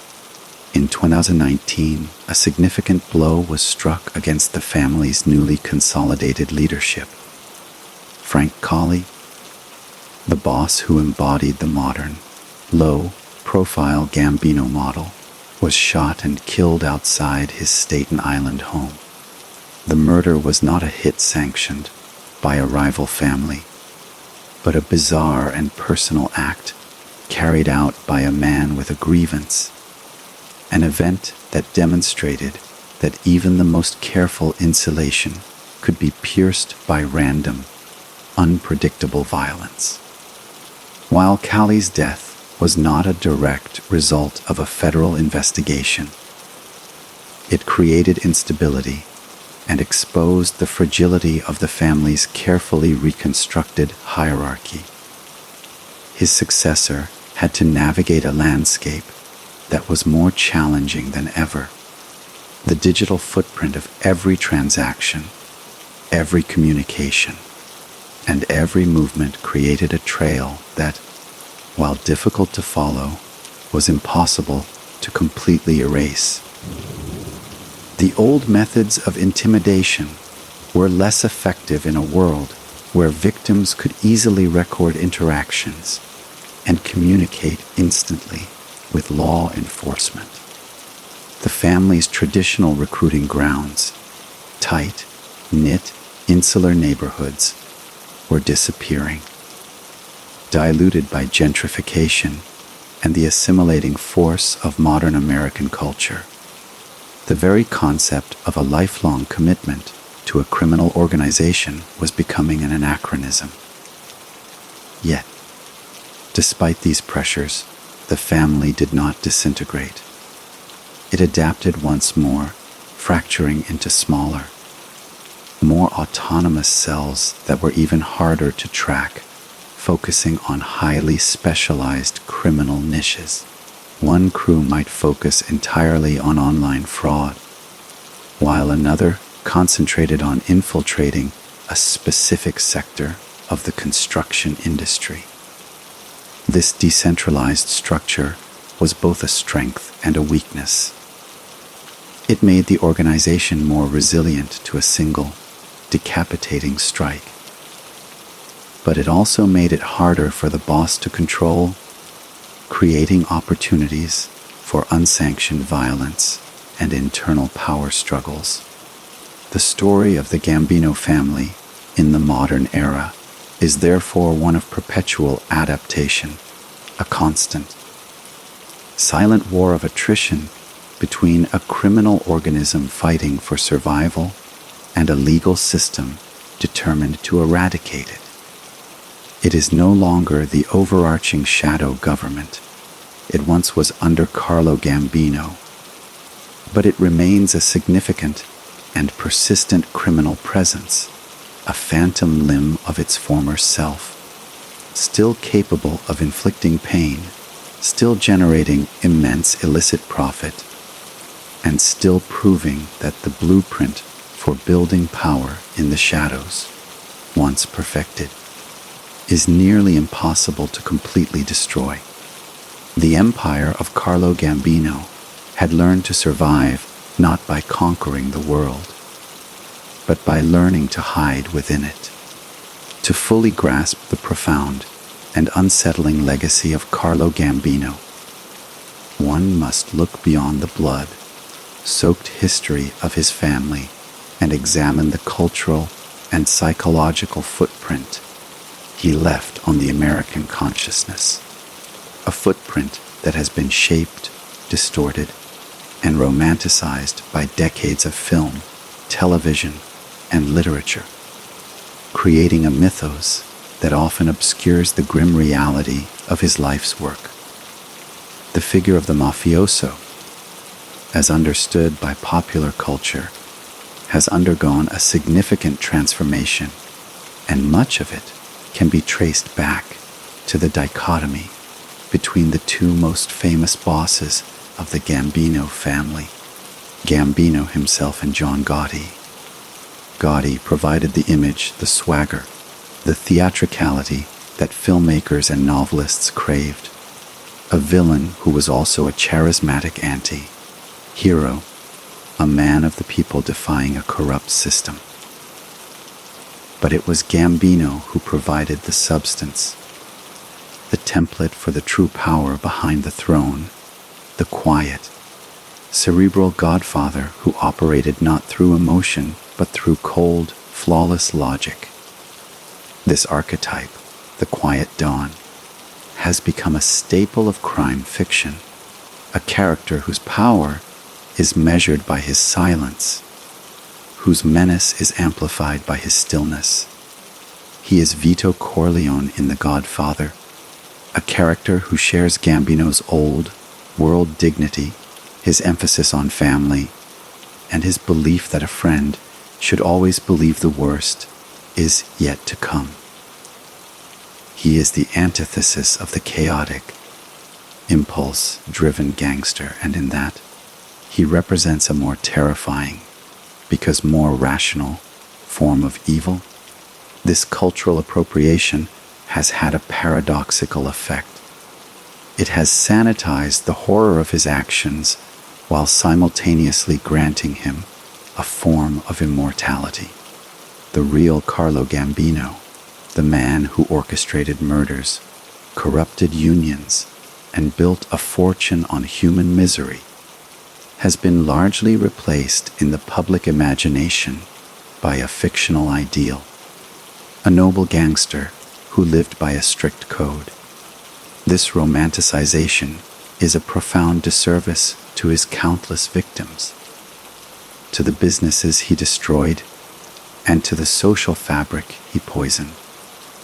It ignores the essential truth that Gambino was not a romantic rebel. He was a predatory capitalist who dealt in blood instead of stock, a man whose honor was a convenient fiction to enforce loyalty, and whose family was a criminal corporation that exploited the very communities it claimed to protect. His legacy is not one of honor, but of a corrosive corruption that taught generations of ambitious young men that the path to power lay not in education or hard work, but in intimidation and violence, that the law was not a pillar of society, but an obstacle to be circumvented. The long-term damage inflicted by his empire is incalculable. It raised the cost of construction for every building in New York City. It made the port less competitive.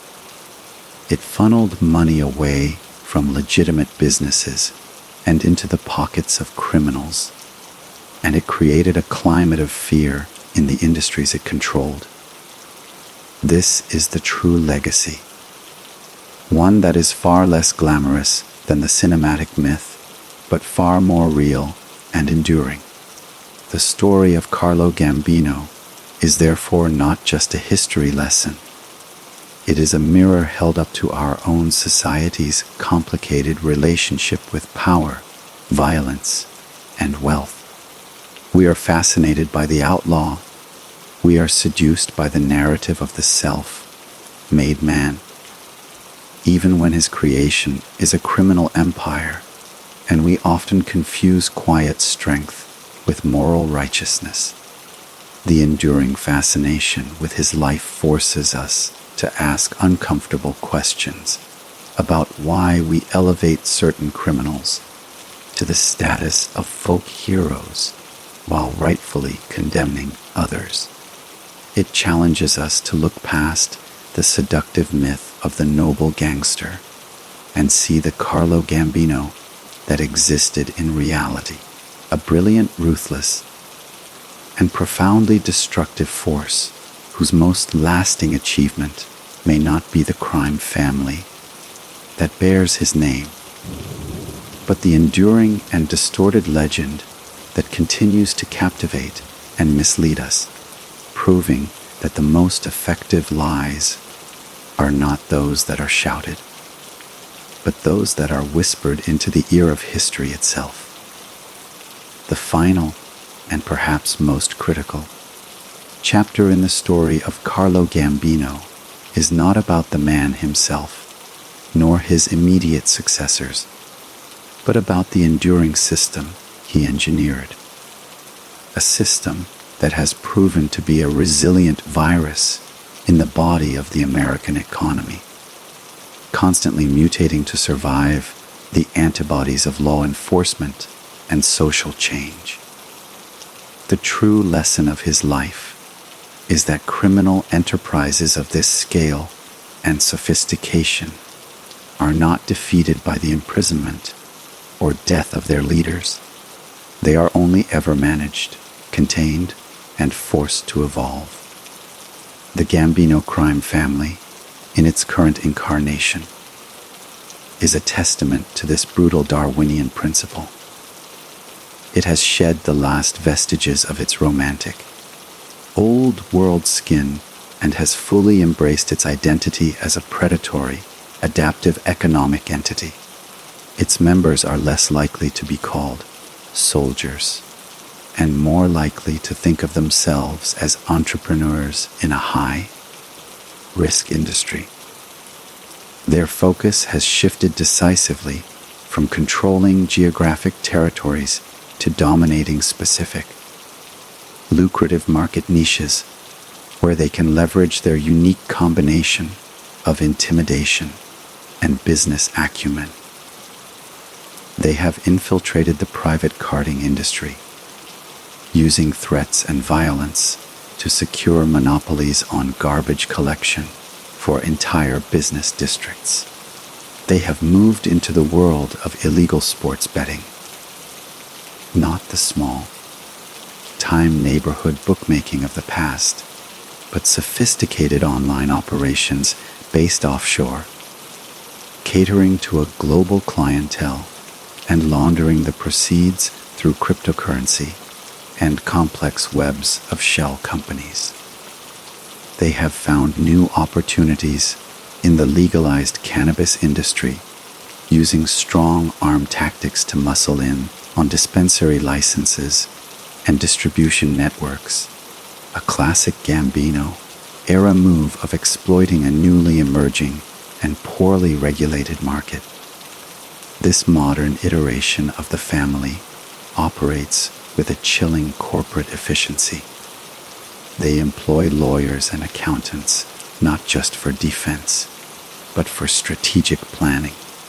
They conduct risk-reward analysis before engaging in acts of violence, understanding that a murder investigation is bad for business, while a well-planned extortion scheme that relies on the implicit threat of violence is far more profitable and sustainable. The Code of Omerta is no longer a sacred oath.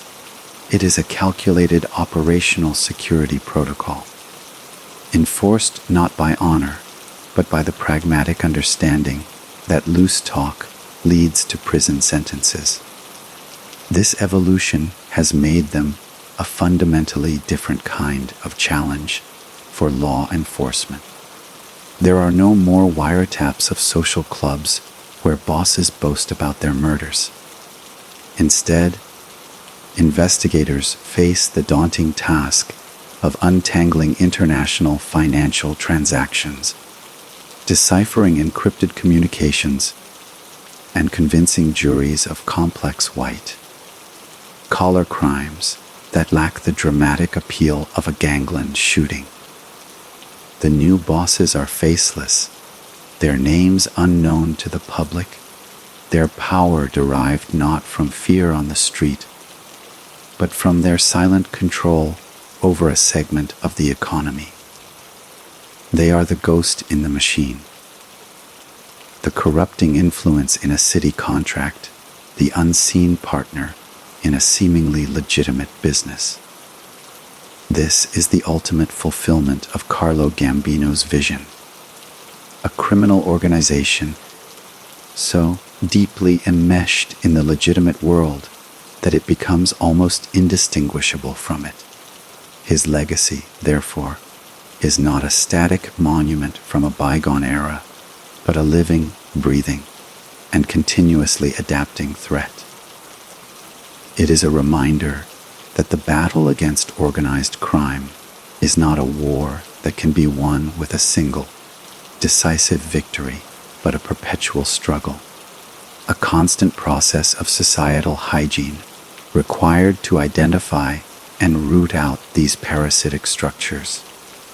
The story of Carlo Gambino does not have a neat ending because the system he built was designed for perpetual motion, capable of weathering the storms of individual failure and evolving to meet the challenges of a new age. The quiet Dun's greatest achievement was creating an entity that could outlive its own notoriety, ensuring that his influence would linger long after his name faded from the headlines, a silent, powerful, and enduring corruption of the American dream. Therefore, when we attempt to draw a final, comprehensive portrait of Carlo Gambino and the empire he built, we are forced to confront a deeply unsettling paradox that the most successful and enduring criminal in American history was, by the standards of the world he operated in, also the most ordinary. A man whose genius lay not in any flash of brilliance or act of unparalleled ruthlessness, but in his profound understanding of the most mundane and powerful forces that govern human society: greed, fear, and the universal desire for stability and order. He was not a revolutionary. He was a master bureaucrat of the underworld, an organizational theorist who saw the chaotic, tribal gangland of the 1920s and recognized it as an immature market ripe for consolidation and corporatization. His rise was not a thrilling adventure, but a slow, meticulous corporate ladder climb, where he avoided the fate of so many of his contemporaries, not by being stronger or more violent, but by being more patient, more discreet, and more financially astute. He was the architect who replaced the volatile, personalistic rule of warlords with the cold, impersonal, and far more resilient structure of a holding company where murder was not an act of passion, but a calculated business decision, a merger or acquisition in the most literal and terminal sense. This corporatization of crime is his true, lasting legacy, a model that has been adopted and adapted by criminal enterprises around the world, from international drug cartels to cybercrime syndicates. The lesson of his life is that the line between a Fortune 500 company and a powerful crime family is often thinner than we care to admit. Both seek monopolies, both leverage political influence, both prioritize profit above all else, and both have structures designed to protect the leadership at the top from the consequences of actions taken at the bottom. Gambino simply removed the legal and ethical constraints, operating in a shadow economy where the bottom line was enforced not by lawsuits, but by a bullet.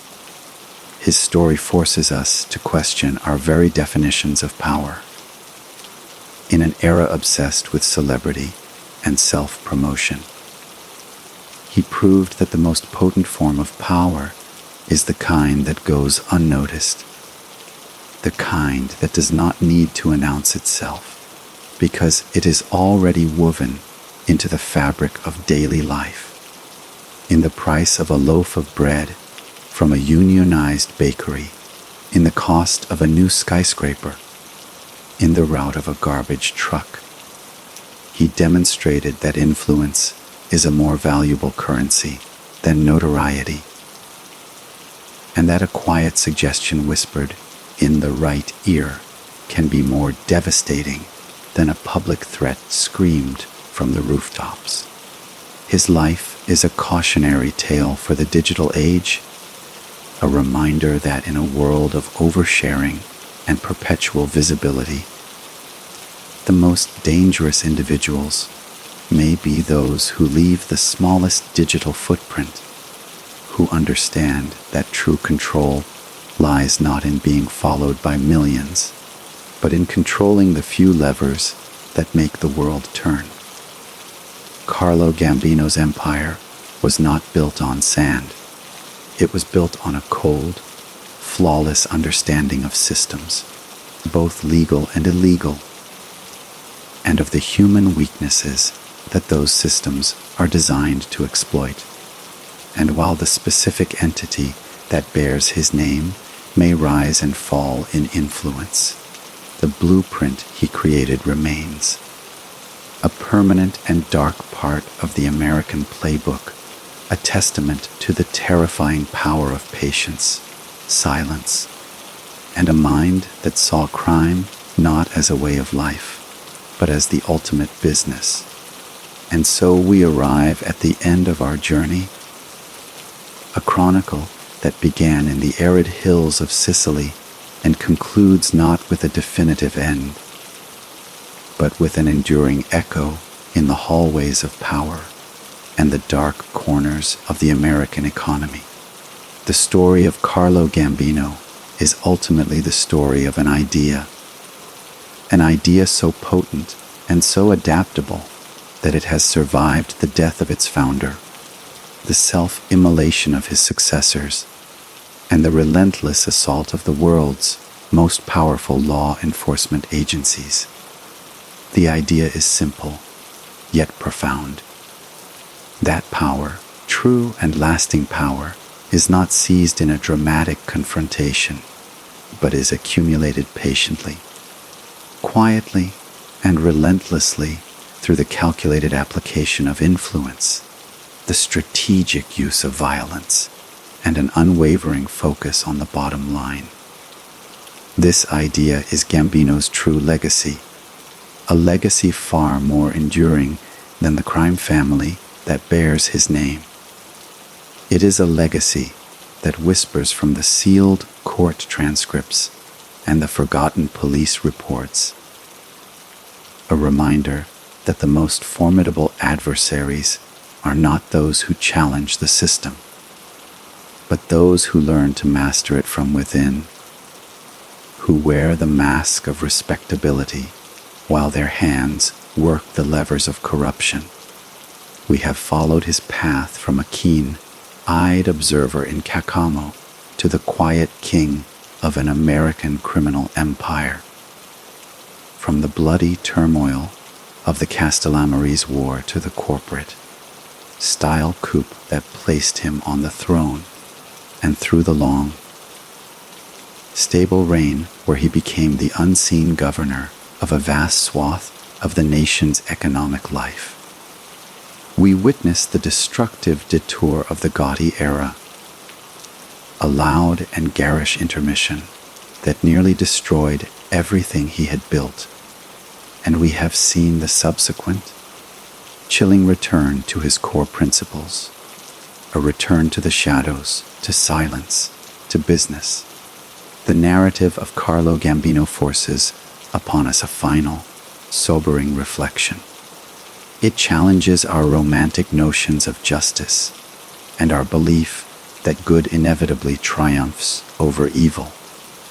Gambino died an old man in his own bed, surrounded by his family, his wealth intact, his power seamlessly transferred. He faced no final reckoning in a courtroom, no dramatic last stand, In the straightforward calculus of his own world, he was a monumental success. His story, therefore, is not a morality play, but a historical one, a detailed map of how a certain kind of power is built and maintained, a map that remains disturbingly relevant. It is a testament to the fact that the battle against such forces is never truly won. It is a perpetual campaign of containment, a constant and unglamorous effort to reinforce the walls of a society against the silent, patient, and endlessly resourceful pressure of those who would rather plunder it than contribute to it. The haunting, final question his life leaves us with is not who he was, but what he represents. The enduring allure of a path to power that bypasses merit, ethics, and the law. A path that promises immense reward for those willing to embrace a life of calculated corruption. As the last sounds of our story fade away, remember that the world Carlo Gambino mastered did not vanish with him. It simply learned new ways to hide, finding its refuge in the complexity of modern finance, the anonymity of the digital world, and the enduring human vulnerabilities of greed and fear. The quiet dawn is gone, but the silence he commanded speaks volumes to those who know how to listen. If this journey into the hidden history of power has captivated you, if you found the rise and legacy of Carlo Gambino as fascinating as it was unsettling, then do not let the story end here. Your engagement is what allows these narratives to be told. Please show your support by liking this video, subscribing to the channel for more deep dives into the untold stories that shaped our world, and ringing the bell so you won't miss our next exploration into the shadows of history. Share your thoughts and reflections in the comments below. We read everyone. Thank you for listening.